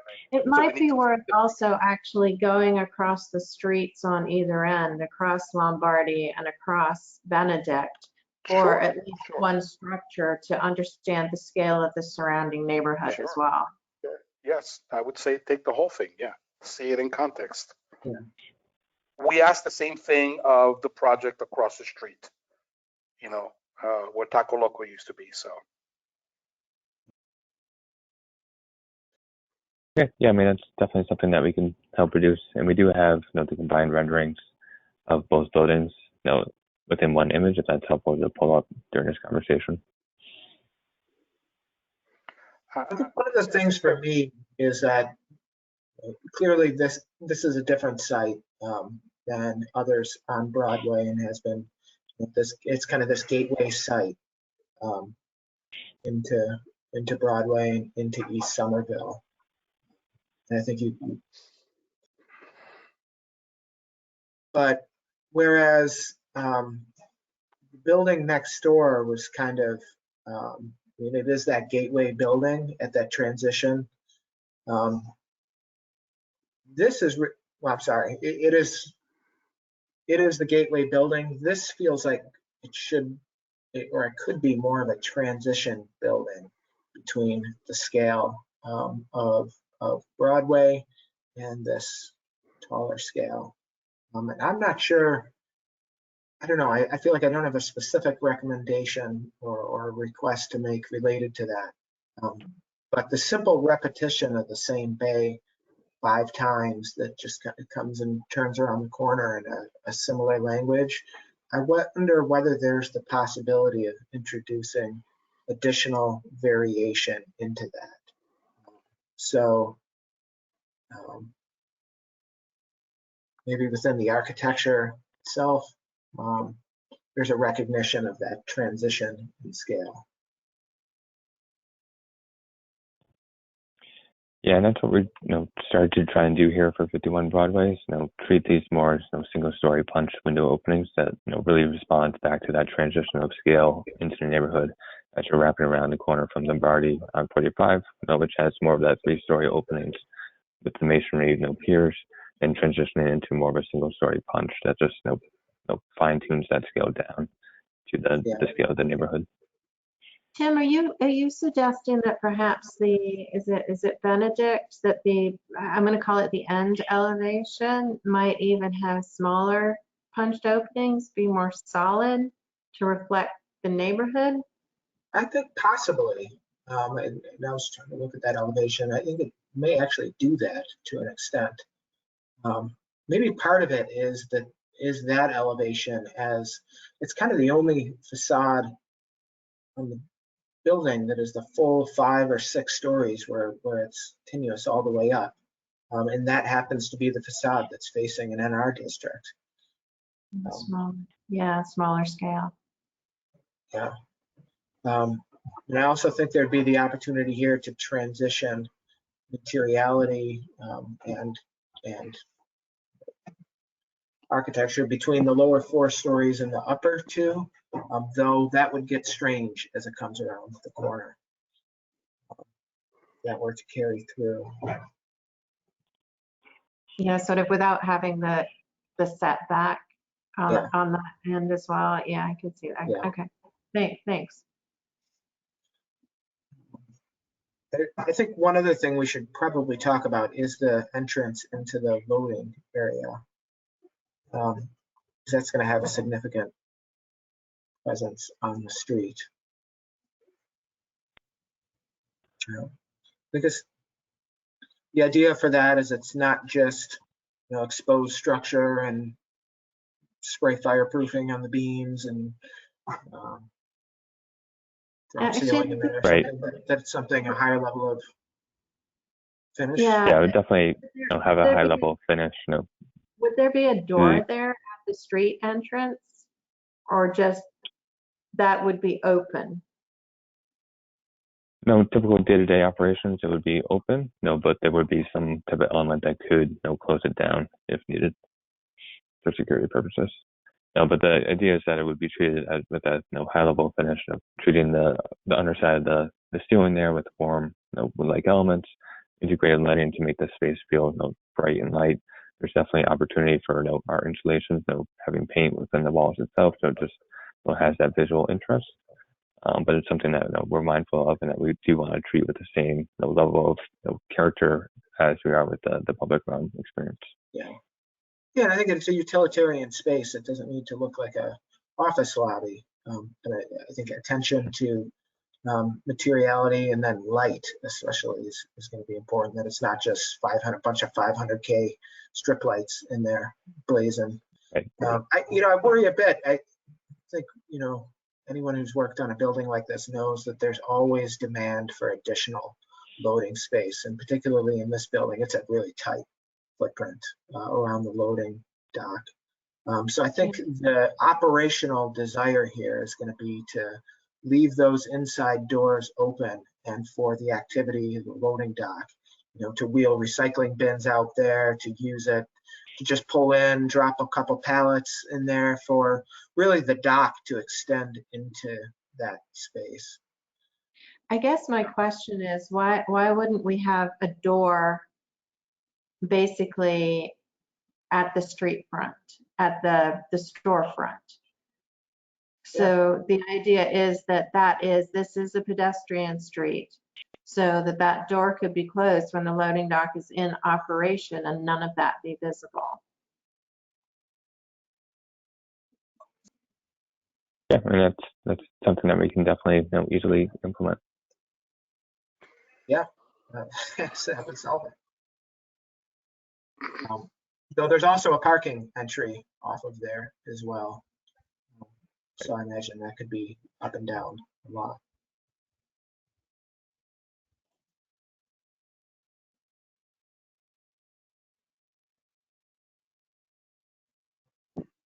Was there intent to store like recyclables or trash that would be visible from the street, or is that tucked away behind a separate door? That would all be contained internal into the building within the loading dock itself. And kind of the remainder of the back of house space. There's really no intended program that would happen within kind of the zone that you see here, outside of the loading dock base.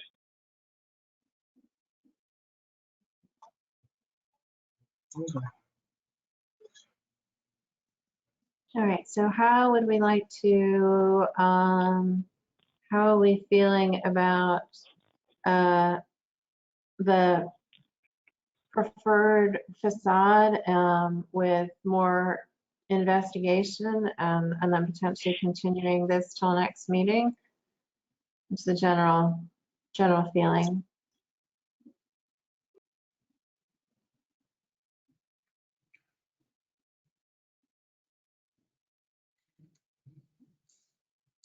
I was probably leaning towards alternate one. I like the mix of the window types. It just had a little bit more interest to me, and it didn't have kind of the larger scale of alternate two.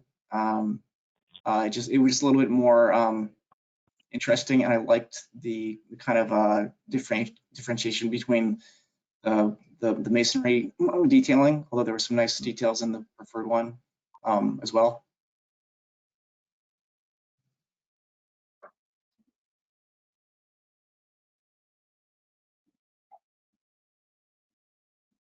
Tim, any thoughts?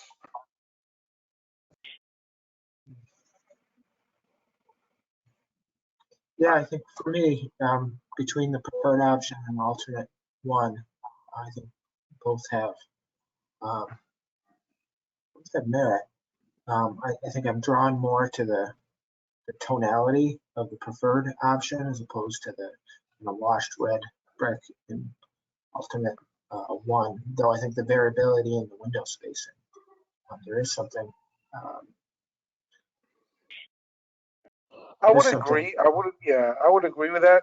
We would be able to make I think a better decision once we see the whole assemblage of everything contextually and understand actually a little bit more of the brick intent. Maybe that would be interesting for you to show, Brian, from a palette perspective. The differences. It seems to be that the preferred is like a little darker brick, but the alternate one is a lighter brick with a different window pattern. But I do like the window pattern of alternate one, but I also tend to lean towards the lighter brick.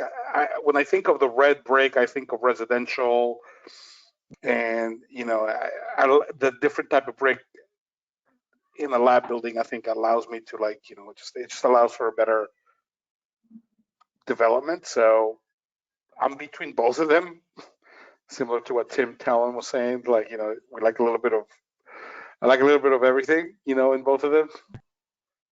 A little bit of Monica, a little bit of. So I think one of the things that would also be interesting to see is how either of these would change if there is a reconsideration of the glass piece. Yes. Well, yes, so I wonder if can we cross out alternate 2 and suggest further consideration of either the preferred or alternate 1? I would agree with that, Tim.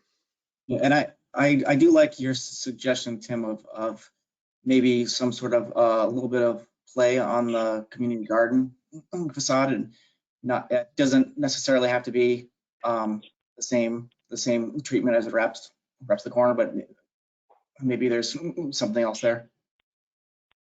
Yeah. And I think, again, the side of this building facing 93 isn't just the back of the building. It's going to be highly visible, certainly to the 150,000 people traveling on 93 every day, but also to all the Somerville residents in Assembly Row. They'll be looking in this direction. So I think similar to neighboring building, it would be good to understand that elevation as well. Okay, so it sounds like we definitely need a complete set of elevations, and then more investigation of preferred option, the preferred option and alternate 1. Yeah, it seems like, if I may provide a clarifying question, it seems like the preferred approach would be more or less the window pattern of alternate 1, but exploring the actual finish of this iron spot brick or the more contemporary red, and also how that kind of starts to integrate with that entry portion. So maybe using this as our baseline of the facade pattern, but understanding that we still want to review the actual finish of the brick itself. Was I understanding kind of everyone's comments? Yes. Yeah, and the framing out of the glass portion. Yeah. Okay. So in that case, do we want to continue this till the next meeting? I motion to continue to the next meeting. I second. All right. Motion by Frank, seconded by Tim Talon. Roll call vote. Hemhood. Yes. Tim Talon. Yes. And Frank Valdez. Yes. All right, the next meeting is the 22nd. The new submission will be, Andrew, can you tell me the date on that? It'll be due the week before. Say again, Sarah. When is if for the meeting on the 22nd, when would be the due date for the new package? Could they get us a new package by Thursday, the 17th? End of day? All right, and Yeah, we and can if work. yeah, and I mean, obviously, if that's not doable and you need more time, just sort of let Andrew know, and we can make sure sort of continued projects. We always try to prioritize them on the agenda. So Thank you. all right, at that I think and I'm just double checking because I rearranged absolutely everything. I know that. Thank you all for bearing with me. You're still here. Well, I wanted to, before we go, I jumped in the last 2 seconds of the last meeting with some just sort of housekeeping stuff, and I just wanted to follow up on that before we signed off again, just to check in. I probably missed it earlier in the last meeting, but we talked about possibly doing a joint UDC planning board meeting. I wanted to check in to see if there'd been any progress on scheduling that. Not yet. Unfortunately, the getting the planning board and the land use committee scheduled for a number of joint hearings with the amendments that has going on have been giving us a little bit of fits, but it is still on my radar screen as one of the things we need to follow up on. Are there any alternate means of moving forward, or it was something we identified in November, so we're going on kind of 4 months outstanding, and it seems it was probably the highest priority thing that we discussed that night. All right, let me get the two liaisons together and see what we can work out. Is that something that you could attend a Thursday night planning board meeting potentially? If given plenty of time to plan for it, yes, we could. But Okay. Again, I think that to Andrew A's point, I think it's important to have that meeting. We are a volunteer group that doesn't get paid. They are a group that gets paid. They should be able to make time for us to just join forces and talk so that we're on the same page. Just so that you know, we're coming into budget season. I'm going to try again. From your mouth to God's ears.